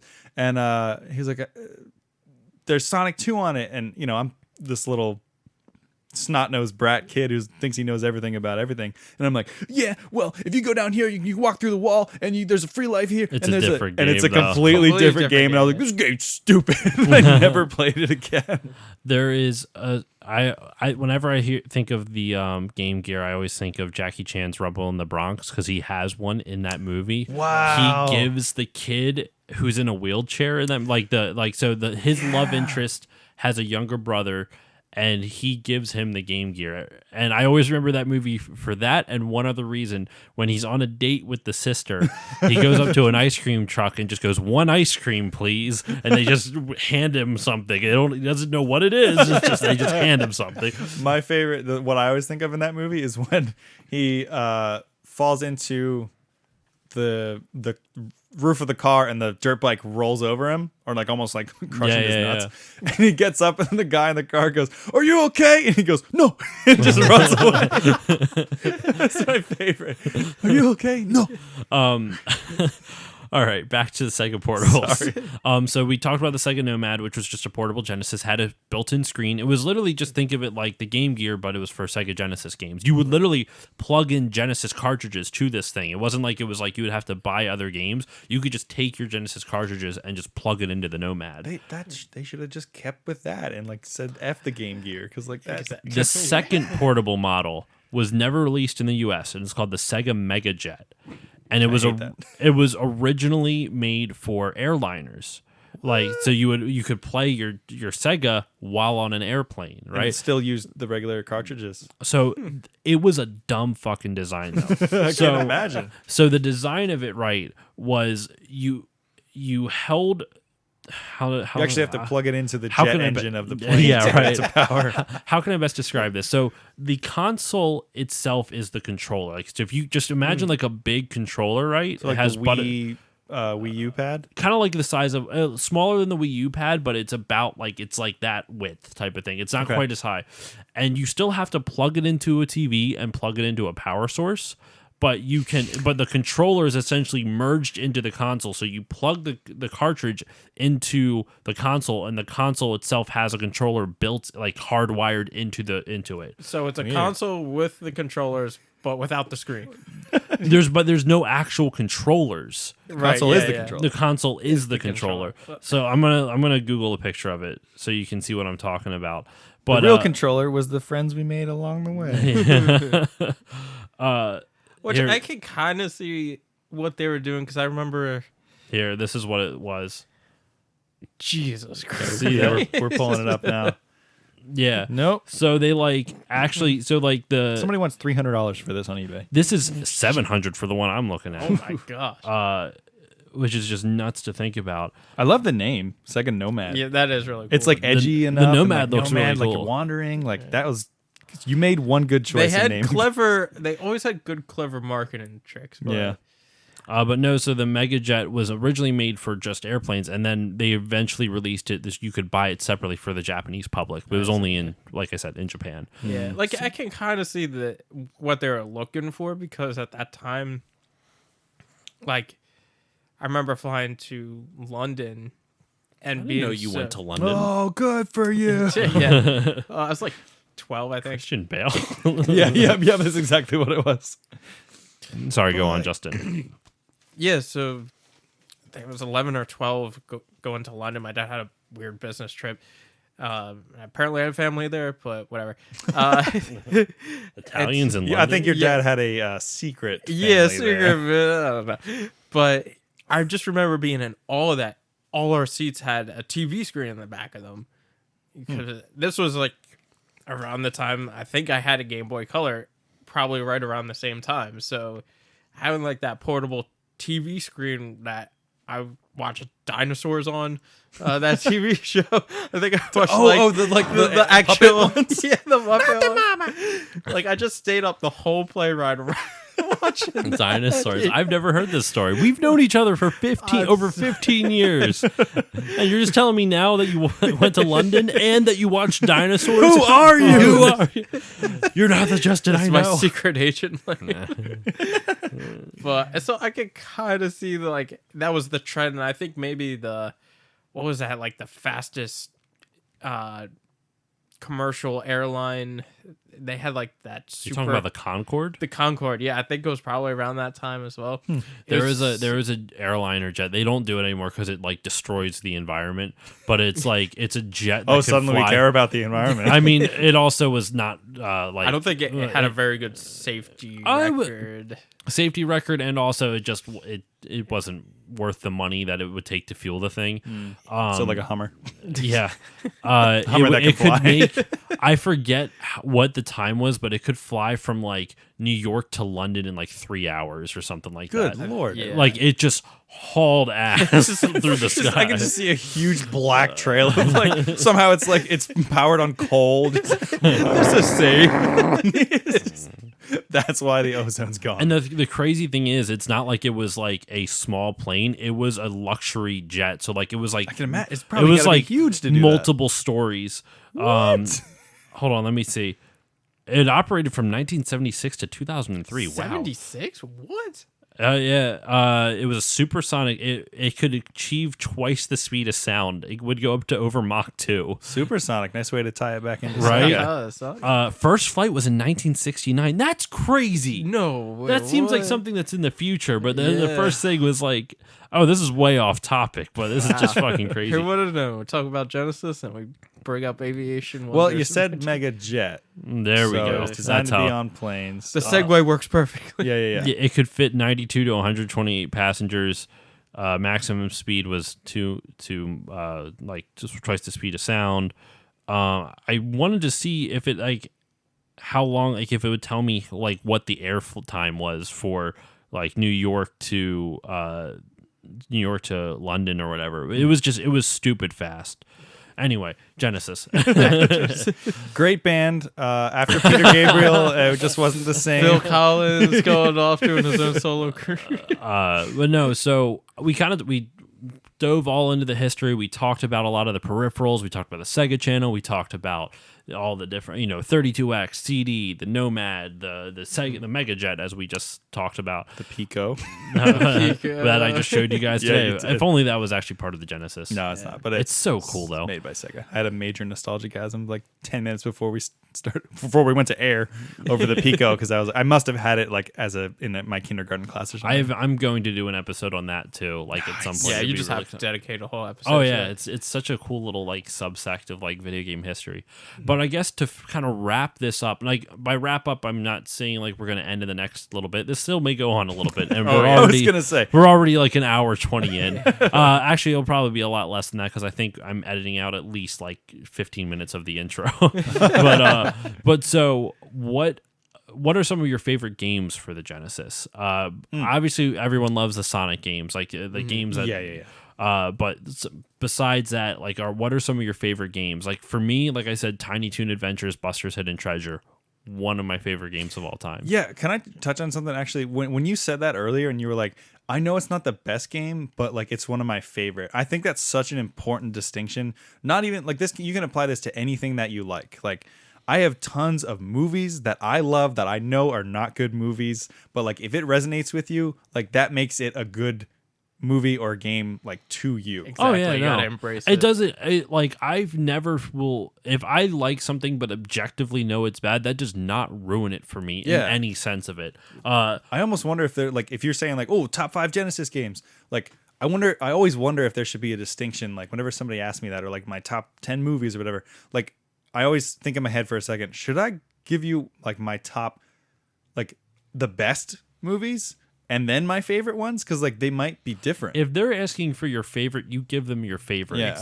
But I always give the distinction. Like I acknowledge that some of these may not be the best, and when you're talking objectively speaking in terms of design and stuff. Yeah. But I do think, you should always give like what your actual. But like for me, like.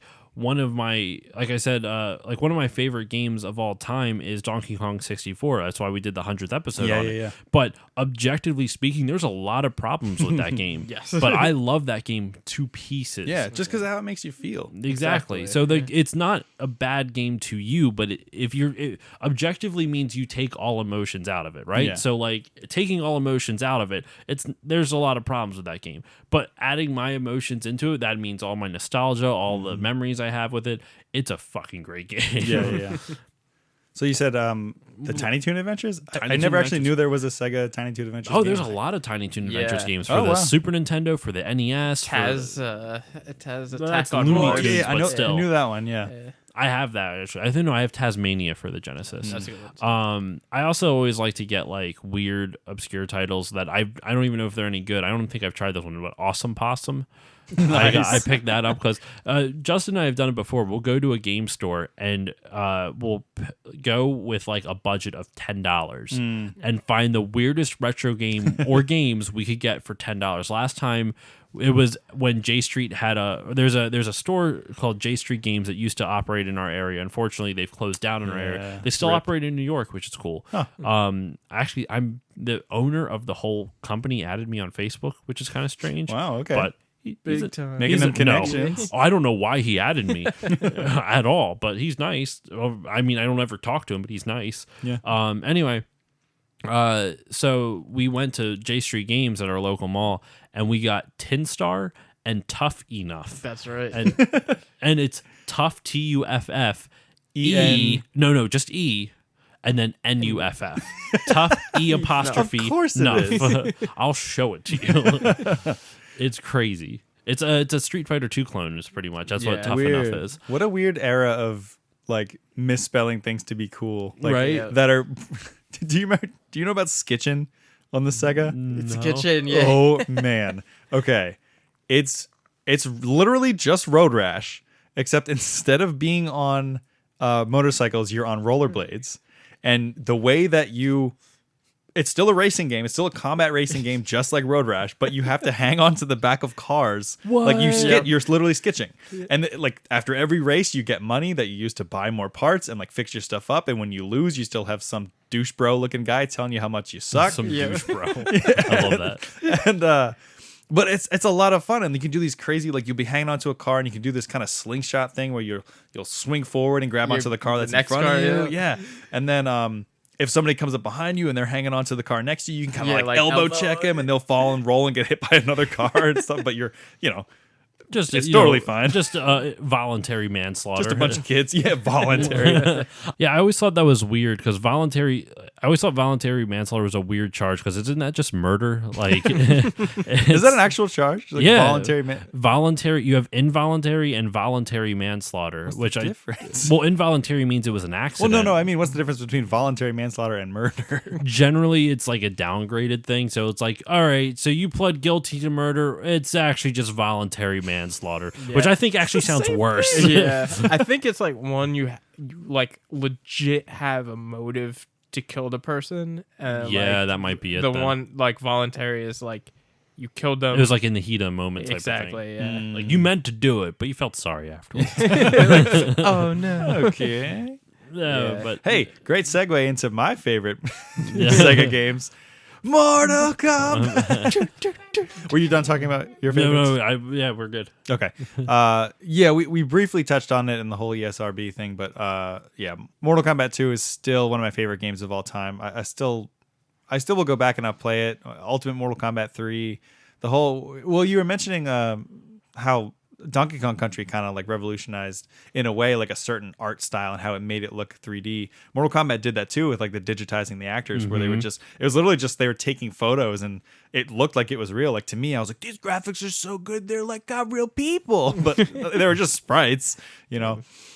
So Mortal Kombat probably 2 and Ultimate 3 was obviously great.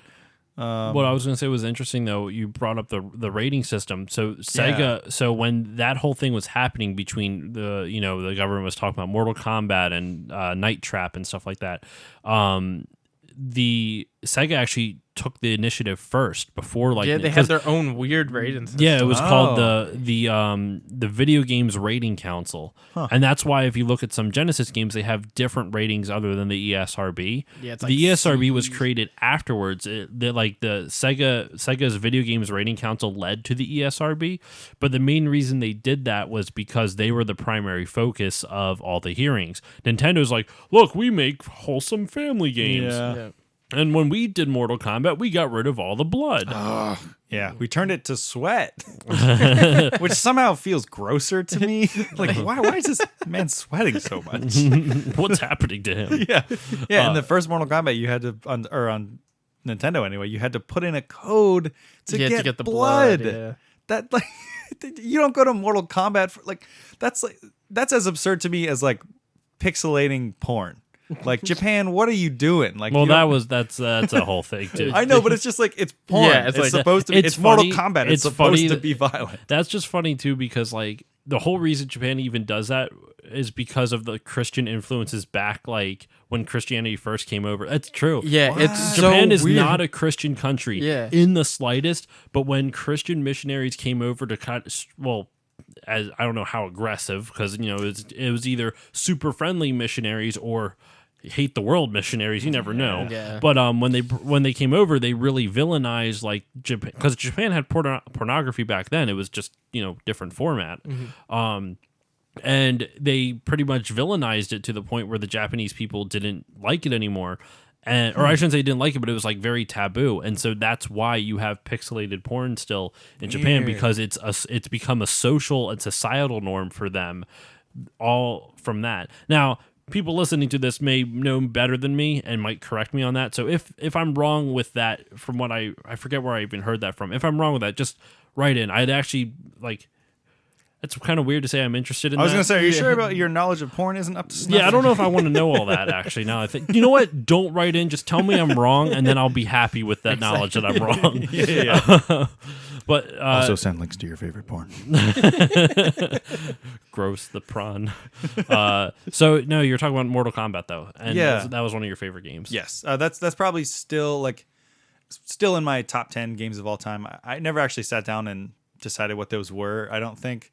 I think I've got a document on my phone that just changes all the time. I'm pretty sure the top spot's still Oddworld Abe's Odyssey, but just casually throwing that in there. Any chance to talk about that, I will.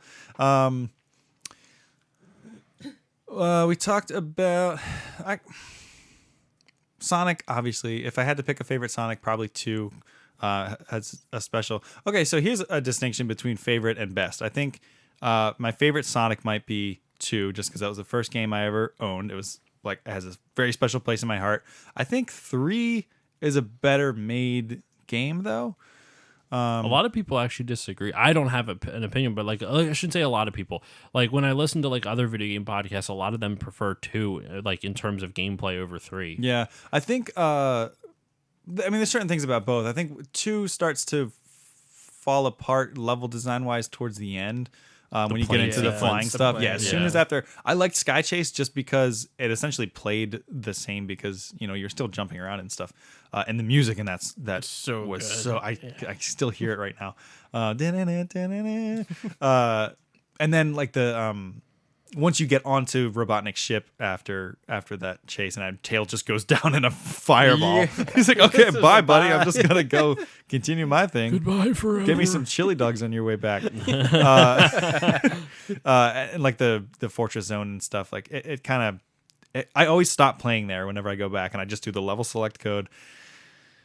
1965 917 in the sound test. Holy crap, I can't believe I still remember that. Yeah, I just go right to the end. Quick segue, because you mentioned the dentist's office having a Super Nintendo. Mine had the Sega Genesis with Sonic 2, and I always felt like the wizard, because I would go there and there'd be like these kids like just sitting in the waiting room. I'd turn on the Sonic 2, put in that code, Yes. and they'd be like, "What?" And I'd be like, "Yeah, give me all your money, punks.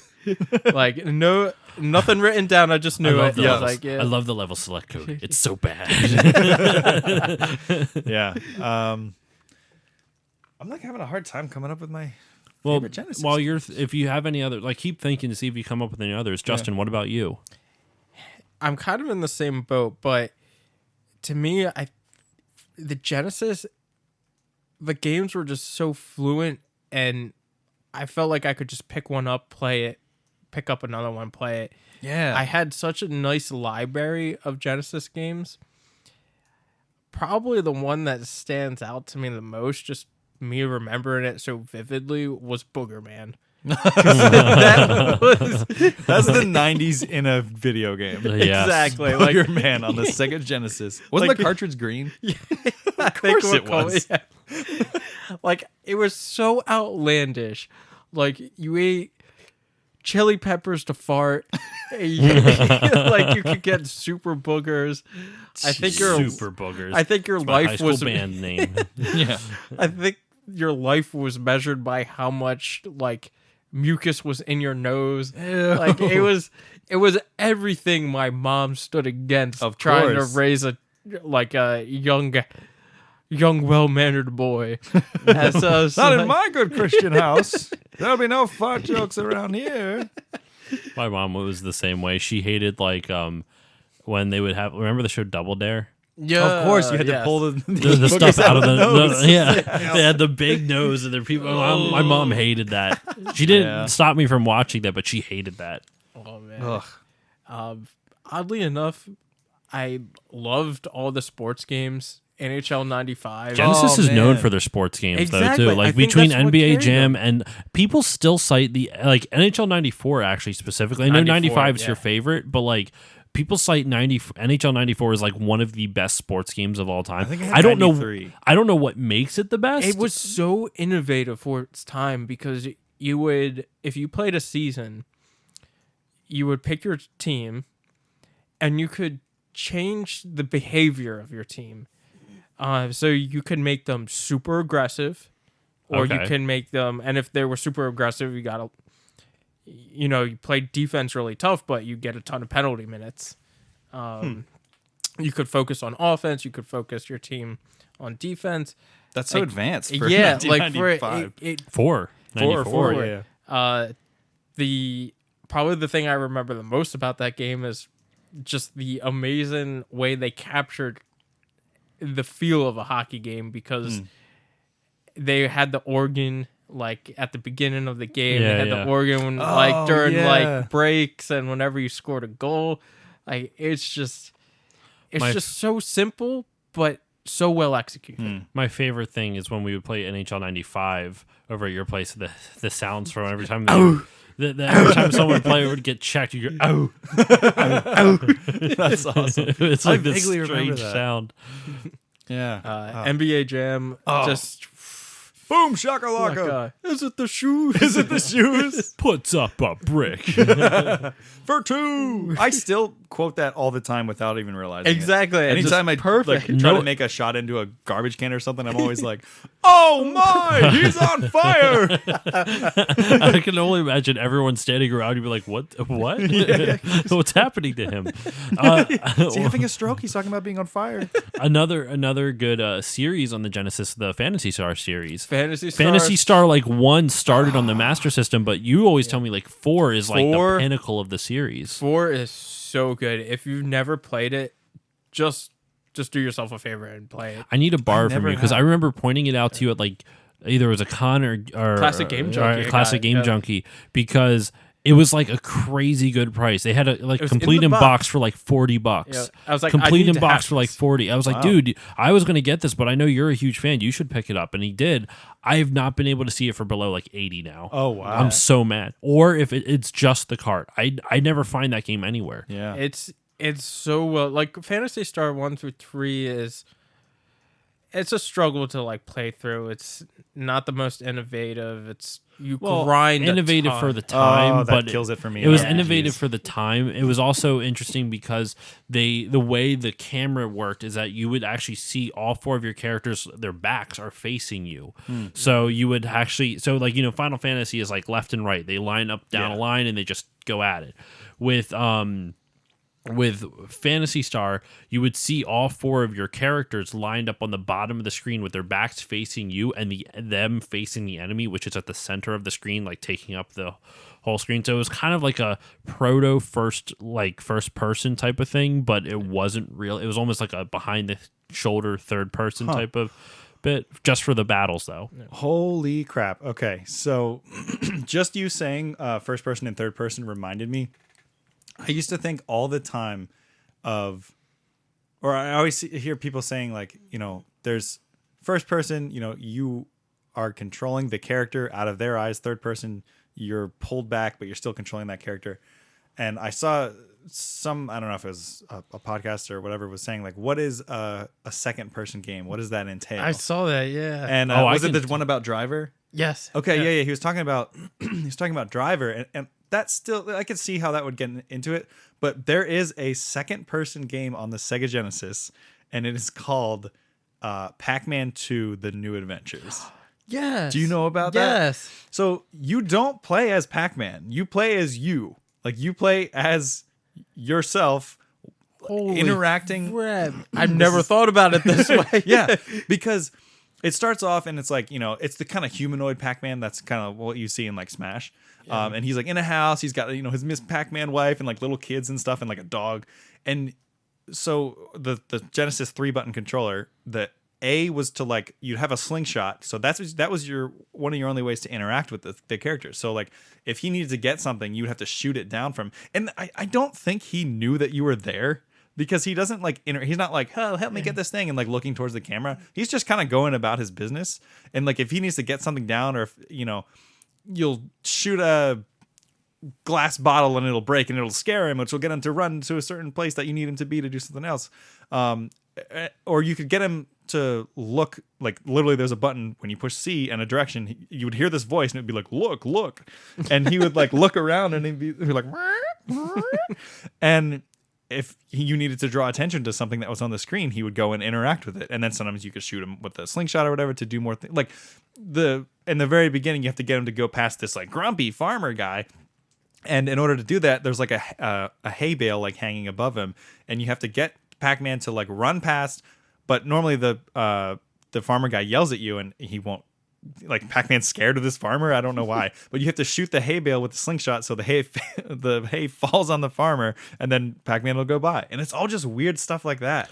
So wait, how would you describe first person obviously is like you in like it's like in terms of literary terms, first person is like stories being told from the main character's perspective. Mm-hmm. Yeah, their point of view. Yeah. Their point of view. Third person is like the omniscient like narrator. Them telling the whole story as these characters do other stuff. How would you describe second person? What is the second person? A second person in literary. So if you think first person, it's easy to break it down in like first person is I, third person is they, second person is you. So second person books would be like choose your own adventure books. Like you awake in a cold room, turn to page 23 if you open the door, or like those kinds of things. So, but it's when you play as yourself. You play as you. There's a game for the Vita called Tearaway that kind of does a similar thing. Yeah. You kind of like poke your fingers up through the bottom. Like it's kind of like a second. Like you're still controlling the character, but it's weird. It's a hybrid of third. It's a hybrid of third and second person. Or like Escape Plan. It's also on the Vita. And you kind of like. Don't you also like? Don't you have to play Escape Plan? Okay, I thought there's some form of interaction with that. But like, yeah, there's in this Pac-Man game, like it's completely detached. Like you're just you. Like it's so weird. So strange. It's a real weird game. And like there's flying sections where he like gets on this hang gliding thing, and the way that like so if you need him to go up, you push C, which instead of look, he just goes higher, higher, and he'll just be like, ah, and he'll just pull up. And if you need him to go down, you just shoot him with the slingshot, and he just goes, ah, and like dives down. Like it's the weirdest like It's ant farm simulation, Yeah. like you playing God. Man, the 90s were just a time where like anything, like 80s and 90s in video games, you could just do weird shit. Yeah. They don't you don't see that nearly as much. You see that a little bit in the indie space, but I'm talking in bit, terms yeah. of like the major developers, you don't see that anymore. I mean, look at the most popular game on the Switch right now, the Untitled Goose Game. Like that's just a it's just a weird, I have not personally played it, but I kind of want to. Yeah. But it's just weird stuff like that. And so indie games can do that because they don't have the big budgets to really worry about making up for it, type of thing. Yeah. But in But terms, those were the big games to come out. Exactly. Yeah, like that's Vector what's- Man, like we Vector talked about, was Man. super freaking weird. Earthworm Jim, Earthworm Like- Jim, yeah. that Toe Jam and Earl. If that came out That- today, I mean, they have the third one that came out, but like, But it was just mainly for nostalgia purposes. yeah, exactly, yeah, like, yeah, you wouldn't see that from AAA studios. Yeah, now. anything that comes out The today. last thing I can think of, and it wasn't necessarily from a AAA studio, but something weird that came out from like a big type of company, the Burger King games. Sneak King, my gosh. man, Sneak King. right? That was the best one. The other two were hot garbage, but I loved Sneak King. They do weird stuff like that, but that's the last one that I can remember where Yeah. a big. I don't want to call Burger King a developer. That sounds weird. No. They're not even. They just kind of did, but And like that was that- their whole premise. It was like, Yeah, you know, it was an they get it. advertising. It was an Damn it. advertisement, but even so, like that's a weird thing for a company to do. Like Yeah. the king in general is a freaky character. Yeah. I love that, that. like- I'm mad they like don't use him for anything anymore. I mean, Exactly. do you think? Everybody, that gets a little bit too much social commentary. I was gonna say maybe with the Me Too movement, the Sneak King would it be like as appreciated now with how he delivers burgers to people? I know think we're he still in like an absurdist kind of comedy It is. era, so like I think Yeah. it still would be fine. It'd like, still be fun. he Yeah, never- no, I don't think that would be. I actually don't think it would be offensive at all. I just think. Do you think that with the climate now? Do you think that that's too like? He's kind of stalking people, like, you know what I mean? Like, do you think that maybe that was their logic, even though it's so absurdist, like that's why it's funny? maybe. I think they stopped using those like Before- probably close to 10 years ago now. So I could almost like I would almost expect to see a return of the king. Haha, Lord of the Rings. I would almost expect to see like a resurgence of that kind of thing. Yeah, because But like the culture right now, like Right. the meme culture, culture, Wendy's Wendy's and stuff like. yeah. Oh, Did you yeah, I know could Wendy's see put that. out a mixtape? Just They do. Wow. Not I did Wendy's. not know that. What is the it? first track is not bad. Just saying. Arby's do Mario Maker levels. Arby's does Arby's is Yeah. They have the meats. not a like sponsor. they are winning the like social media Yes. aspect of advertising. They've cornered every possible nerd market, and that's all they do is like nerd stuff. So like anytime a new like when Kingdom Hearts came out, they made like keyblades out of the boxes and stuff, and you know if it's an anniversary, like I think Halo Reach like just had an anniversary, so they did like a Halo helmet like just out of the boxes and stuff. They do Mario and Sonic stuff. They actually make like sculptures at cons now. Like they go to Oh, like wow. the big conventions and they make Really? like I think they're at Anime Expo in LA this past year. Nice. They made like I think it was a Soul Calibur. Yeah, like, yeah. They made the Nightmare sword. Yeah, like well The Soul Edge, full right? Soul, like full Nightmare, like his whole shebang, like the whole armor, everything. Oh, they made like that full character. I Yeah. thought they just made the Soul Edge, like Out the, of the sword. just Arby's boxes during the whole weekend. That's so I was like, awesome. I don't That's like kind of awesome. it, but yeah. Anyway, yeah, a lot of those super bizarre games. We were talking a little bit off air about like Clay Fighter, and how like the N64 version of that is worth like bajillions of dollars. Well, that's because that Comic was Zone, you remember that? Comic Comic Zone Zone is is so a good. like that is super innovative because it was like that's I think the only game that I can think of that actually makes you feel like you're playing a comic book because you literally are like you Yeah, fighting jumping through the panels. pages, Yeah. It's such a great inventive idea. It's a hard as shit game. It Yeah. is. I've never got past like the second It's because every enemy takes like 60 punches to kill. know. It's awful. All those like side scrolling. Yeah, but then on the other side of that, you have like Altered Beast and the real edgy ones. Like I love Altered Beast. Streets of Rage. Streets of Rage. Whoa, man. Shinobi. I know Shinobi was kind of like supposed to be an answer to Ninja Gaiden, but it kind of became its own thing. Like It did, we were yeah. playing Shadow Dancer earlier, and I always, every single time I start up, it's the same. I do the same thing as Streets of Rage, because you know how there's the button to clear all the enemies on the screen. Yeah.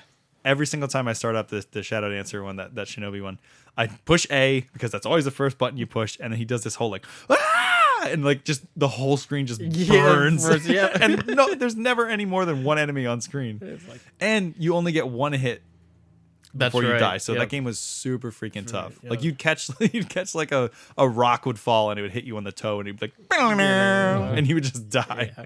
It was like a resource, like weird resource management game too, because you had the different nimpos Yeah. that you had like limited uses of, and like you would use the best one for the scenario, so you don't get hit and you Right. die immediately. There was a weird game that I got in a similar thing to when you're saying you just go find a random game. It was called Mystic Defender, and it was kind of like Shinobi, but not as good. But it still had a more like kind of 90s like Inuyasha style like old like the old like anime style artwork, and like very like Japanese looking demons, and not trying to appeal to like the American audience like Shinobi was, because Right, yeah. Shinobi and Ninja Gaiden was all like there's cars and like it's all, or like Streets of Rage and stuff. It's just like, yeah, it's gritty and you're in the American city. Oh, we didn't even talk about Streets of Rage. I know. Yeah, Streets of Rage is that's a big one for the Yeah. Genesis. Probably my favorite beat 'em up game of all time. That's what everyone Oh, says. really? It's like Streets of most Rage people 2? cite Yeah. specifically the soundtrack for it too. Everyone that adores the Streets of Rage soundtrack. is so good. It's very like it's a very odd soundtrack from what I've listened to. Like it's very kind of, it doesn't seem like it would fit with a beat 'em up from what I've been told, but it I does. think it's kind of jazzy, isn't it? Yeah. kind of At least in one of them. I don't remember which one. I forget the name's slipping me right now who developed the soundtrack for it, but he took a lot of influence and talked to a lot Koshiro? of. No, it's not Yuzo Koshiro, is it? I can't remember. Dang. I'll look it up. Keep talking. Though. Yeah, he they took a lot of reference from hip hop icons. They actually collaborated a lot with hip hop producers. Like they wanted it to make it feel like Streets of Rage. Yeah. So It definitely I felt was like, right. It's Yuzo Koshiro. oh, look at this guy. banging up names. Yeah. And it felt gritty, and like even more so like when I first played Double Dragon, I was like, yeah, this is like gritty. I'm on the streets. And then Streets of Rage came out, and I was like, holy crap, Double Dragon is like I'm on the playground. Yeah. Like, I felt so like, weirdly enough, it felt more violent to me than Mortal Kombat. Because like when you punch a guy in Mortal Kombat and he just explodes into blood, like, yeah, like It's almost comical at that point. And that's how they Babality. yeah, babality. And that's how they play it now, still to this day. Like they're still gross fatalities, but they still have a little bit of comedy to them. Like for some reason, Streets of Rage, like just walking up to somebody with a baseball bat and just nailing him in the head was just so. And I don't think there's blood in that game, was there? If I there don't is, know. it's very limited. I actually have the first Yeah. two games. I haven't really played Oh, much really? of it. I played. That's another one that I kind of missed out on. I loved playing them at friends' houses, but I never owned them, so I haven't played them in probably 20 years. It's in even like I think it was the second one. If you play co-op, you get to the end and you can actually, Mr. X or whatever asks you a question like, "Hey, do you want to join?" And if one of you says yes and the other one says no, you actually have to fight each other. Oh, that's so That's sick. kind of a great like twist ending there. Well, that's like the awesome. end of Double Dragon. Like when if both players make it to the end, and like of course the damsel in distress is hanging up there, like waiting for like. Well, oh, that my- was actually a limitation thing. So they in the end of the first game, it wasn't that necessarily that both players made it. It was that in the first game you got to the end and you found out that the final boss was actually your brother the whole time. Like, so you only play as one of the brothers in the original Double Dragon on NES. And are you talking about maybe the arcade game? the Genesis or the arcade / Genesis one, because they were closer. Oh, okay. So okay. like what happens at the end of the arcade and Genesis one is when you have both the brothers and the girls up there, and it's never explicitly stated like which girlfriend or like which brother the girlfriend is. I was really struggling with that sentence. I'm sorry, guys. You're all good. You have to fight at the end for her. So it's like, Yeah. really, you go through this whole thing and then you have to like basically kill your brother, over some chick. For some girl. Literally should have been bros before hoes. Literal bros. They are brothers. Or I mean, it's 2019. Polyamory is a thing now. Just like share her Yeah. if she's into it, man. Yeah. So to wrap this all up, actually, because we're going pretty long on this one. Yeah. That's what she said. What I want, so what I wanted to say, I want to throw out an idea to you guys and see if you agree with me, and just for this last little conversation before we wrap up, or to wrap up. So I think the long-lasting legacy of the Genesis is like. It's a major one. It left a lasting mark on the video game console, on the video game landscape, because it was the first console to truly rival Nintendo in any capacity after and take over for a little while. And the reason I honestly want to say, like, the Genesis is not the most important console in video game history. That is obviously either the first console or the NES. You take your pick. But I would say it is by far either the second, or if not, like, it's right up there. It's so important because 30 years later, people still talk about the console wars between the SNES and the Genesis, which is nuts. Well, like any good competition, it drove Nintendo to act faster and be better, and that's when you got the gems that we got, like Donkey Kong and Super Metroid. You Chrono could Trigger. almost make the argument that we wouldn't have Donkey Kong Country or Super Metroid without the Genesis. No, I'm just kidding. But you truly would never really know, like, Exactly, what would have happened if Nintendo didn't have to fight so hard to gain their market share back, what they lost, because they went from having, like we said, 92% of the market was Nintendo. 92 and they dropped down to 46. Well, give or take a little bit, because there is still, like, there was like the TurboGrafx, the CDI, the 3DO. There was other stuff that technically had a space in the market share. Drops in the The bucket. Jaguar.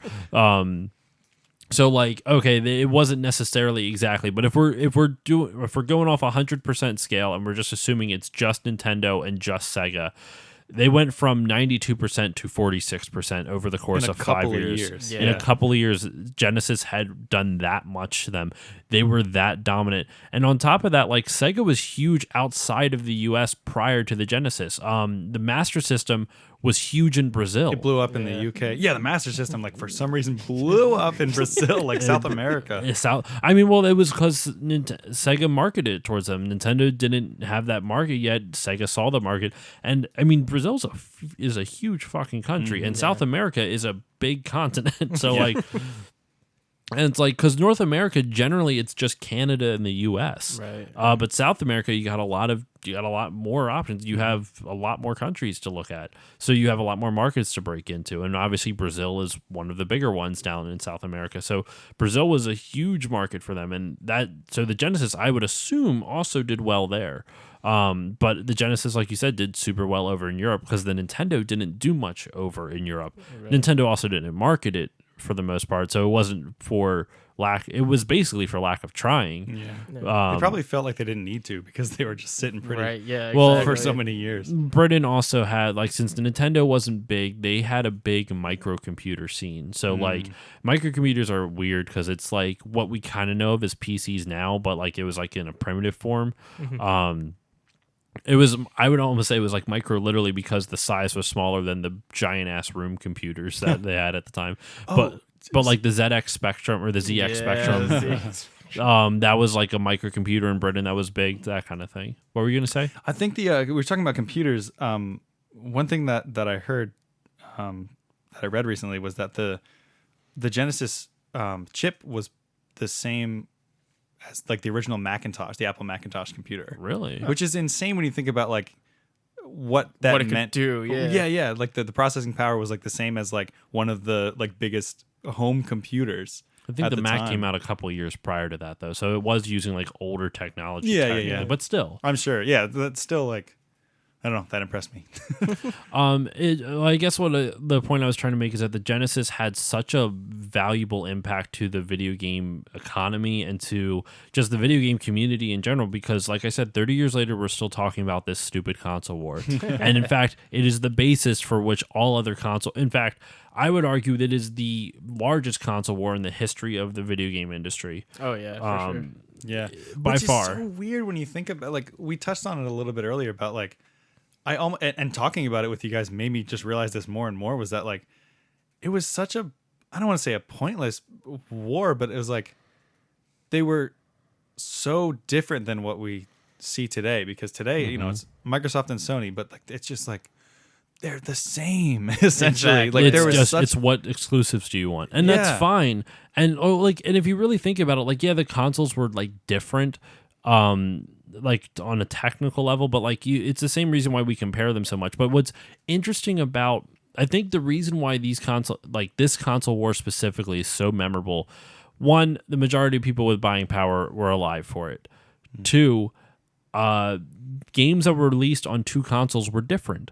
There's a whole YouTube channel called Console Wars that's dedicated to analyzing the Super Nintendo version of a game and the Genesis version of a game, because at the time they weren't guaranteed to be the same thing, which is crazy to think. What if you played Call of Duty on the PlayStation 4 and it was pretty much a completely different game on the Xbox? That's a weird thing to think about. Yeah. But it was also, that was at the time where like you would have one license and it was made by two different developers. Mm-hmm. That's why we got a lot of the licensed games that we got from like Disney movies and stuff were better on the Sega, because Nintendo didn't play well with the licensing stuff. They just they wanted to do their own thing, and Sega was like, "Yeah, we'll take your like Aladdins and your Lion Kings," and then Nintendo would be like, "Oh, well, I guess we'll have to make those too," and they were never as good. Exactly. Well, I haven't played both of them to compare, but there's a contingent that the SNES Aladdin is better than the Genesis one, but the Genesis one is prettier. Okay, I could agree with that. Like on a gameplay standard, the SNES one is better gameplay. It's more fair or something like that. And the Genesis one is better, or not better, but like visually, it's better, because they actually had real Disney animators work on that. Yeah, and you can tell because it looked beautiful straight from the same thing beautiful. with Lion King. Yeah. Even the Jungle Book, which was like subpar by comparison, was still good. Yeah. Mm-hmm. I used to love the like weird mini games in the Lion King where the bugs would be falling down and you had to like move around and catch them. Only part I was good at. I know, the rest of the game was so hard. I still can't watch the sequence from the Disney Can't Wait to Be King, because I just get flashbacks from the game. That level so much. Everybody does. So to wrap this up, final word on the Genesis, like just one or two sentences. For me, it's really important to me being my first system. I have a lot of games that I love playing on it. And like I said, I think the Super NES has better single specific games, but I go back and I play Sega all the time, and I just throw in like a random game and I have a ton of fun with it. Whether it's the most innovative or the most, a lot of them are based off of arcade games. So if you just want to have like a good time blowing some stuff up or playing some weird booger based nonsense game or beating people up on a back of a car while you're on roller skates, it shaped me, and I couldn't be happier for it. You, Justin? I'm on the same plane, because even though I grew up idolizing Nintendo and Super Nintendo, Sega Genesis was my first console, and really it defined just normal culture for me, because I would always go to school, trade games with other friends, other people at the school. Like, it was just normal. Like, I never did that with any Nintendo products. It was Sega Genesis kind of defined that whole like game sharing. It created a community for you. Exactly. And yeah, again, like I don't go back and play it nearly as much as like the Super Nintendo, but between like Toe Jam and Earl, Streets of Rage, Phantasy Star, I can always go back and just have a great time with those games. And it's one of those things that that defined my childhood. Yeah. In a nutshell. And I kind of goes the same for me. Like I said, I would go over to my neighbors and I would play. I actually feel bad because I would 9 times out of 10 just want to go over only to play the Sega, not to hang out with them. I was one of those douchebag kids who would I guess like, you're kind of hey, cool. but to be fair, those same neighbors would literally stop over at our house and say, "Hey, my mom said I could come over." My mom said I could. Yeah, come over. I'm dead serious. I'm not exaggerating in the slightest. They would literally knock on our door and say, "Hey, my parents said I could come over," and then we were like, "Oh." Okay. All right, and then they would just come in. It was a super strange thing. Weird. But so I don't feel quite as bad when they would do shit like that. But like they're still good people. I'm friends with them on Facebook still. Nice. But Yeah, I would only want to go over and play the Sega Genesis because Tiny Toon Adventures, like I said, Sonic the Hedgehog, like just those games. In fact, my favorite, you know how everyone always has like their like nightmares and like maybe some of their favorite dreams and worst dreams. My favorite dream of all time is playing the Sega Genesis. Literally, I had a dream before I owned a Sega Genesis myself. I was at my grandparents' house.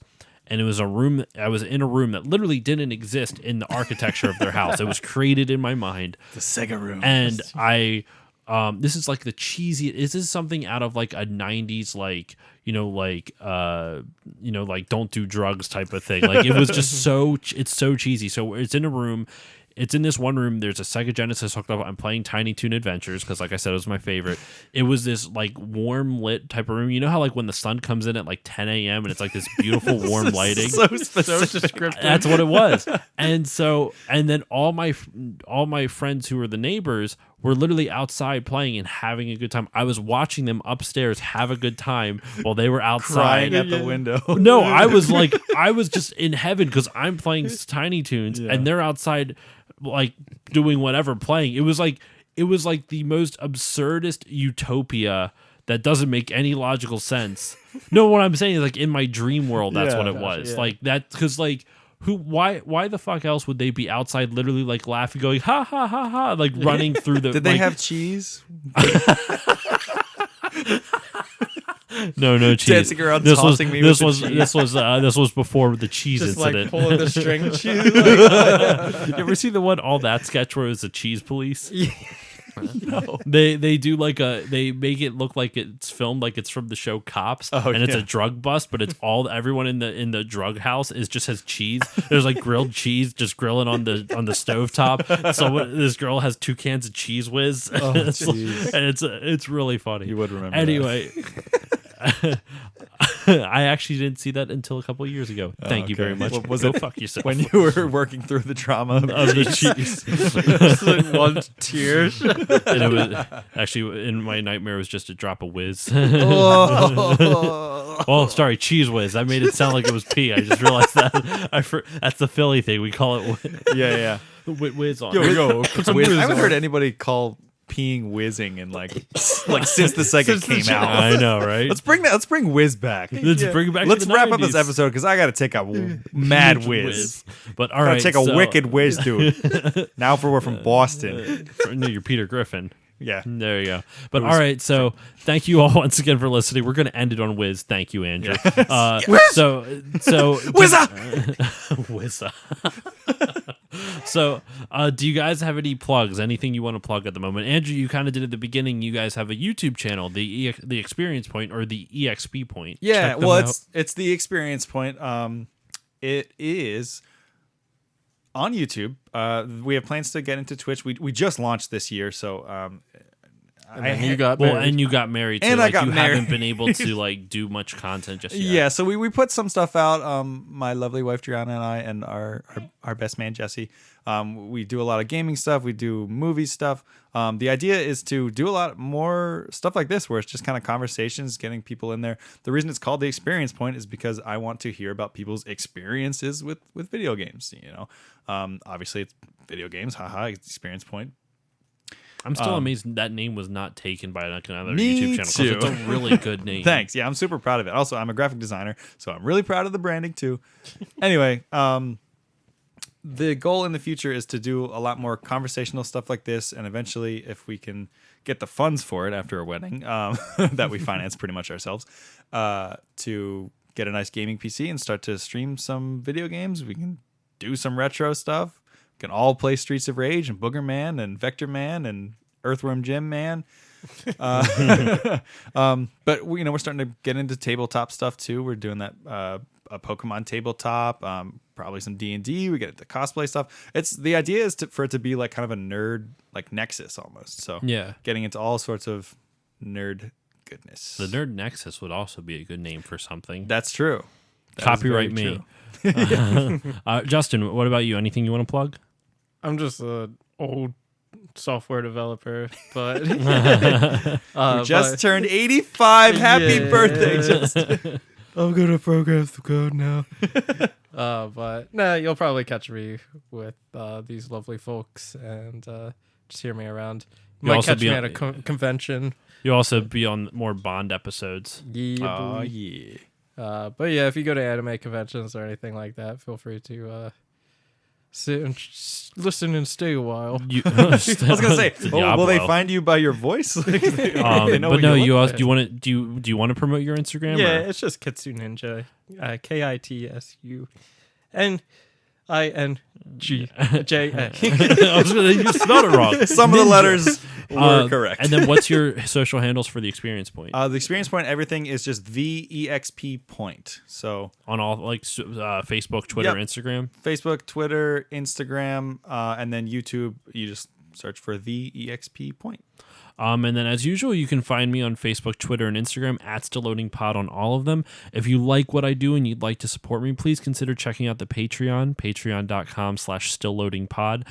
Even just $1 a month will help me get to do more with this show. It will help me add more bonus episodes. I can also eventually do maybe even video content, but that's a very lofty dream. We can collaborate on that. But yeah, so who knows? But yeah, if you like what I do, please consider checking that out and possibly giving, if you can, to a poor podcaster in need. I don't know, afraid of cheese. Hey, help me pay for my therapy. With this the cheese, Because you know the American healthcare system. Oof. Oh, but so yeah, I think that and check out the network I'm a part of, the Podbeard Network, podbeardnetwork.com, and I think that should be it. So Justin, Andrew, thank you for joining me for this episode, for this very long retrospective of the Sega Genesis, but I do think it was I really enjoyed this. This was one of my had a most ton fun of fun. episodes in a Agreed. Yeah.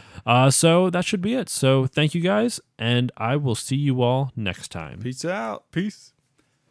Sega!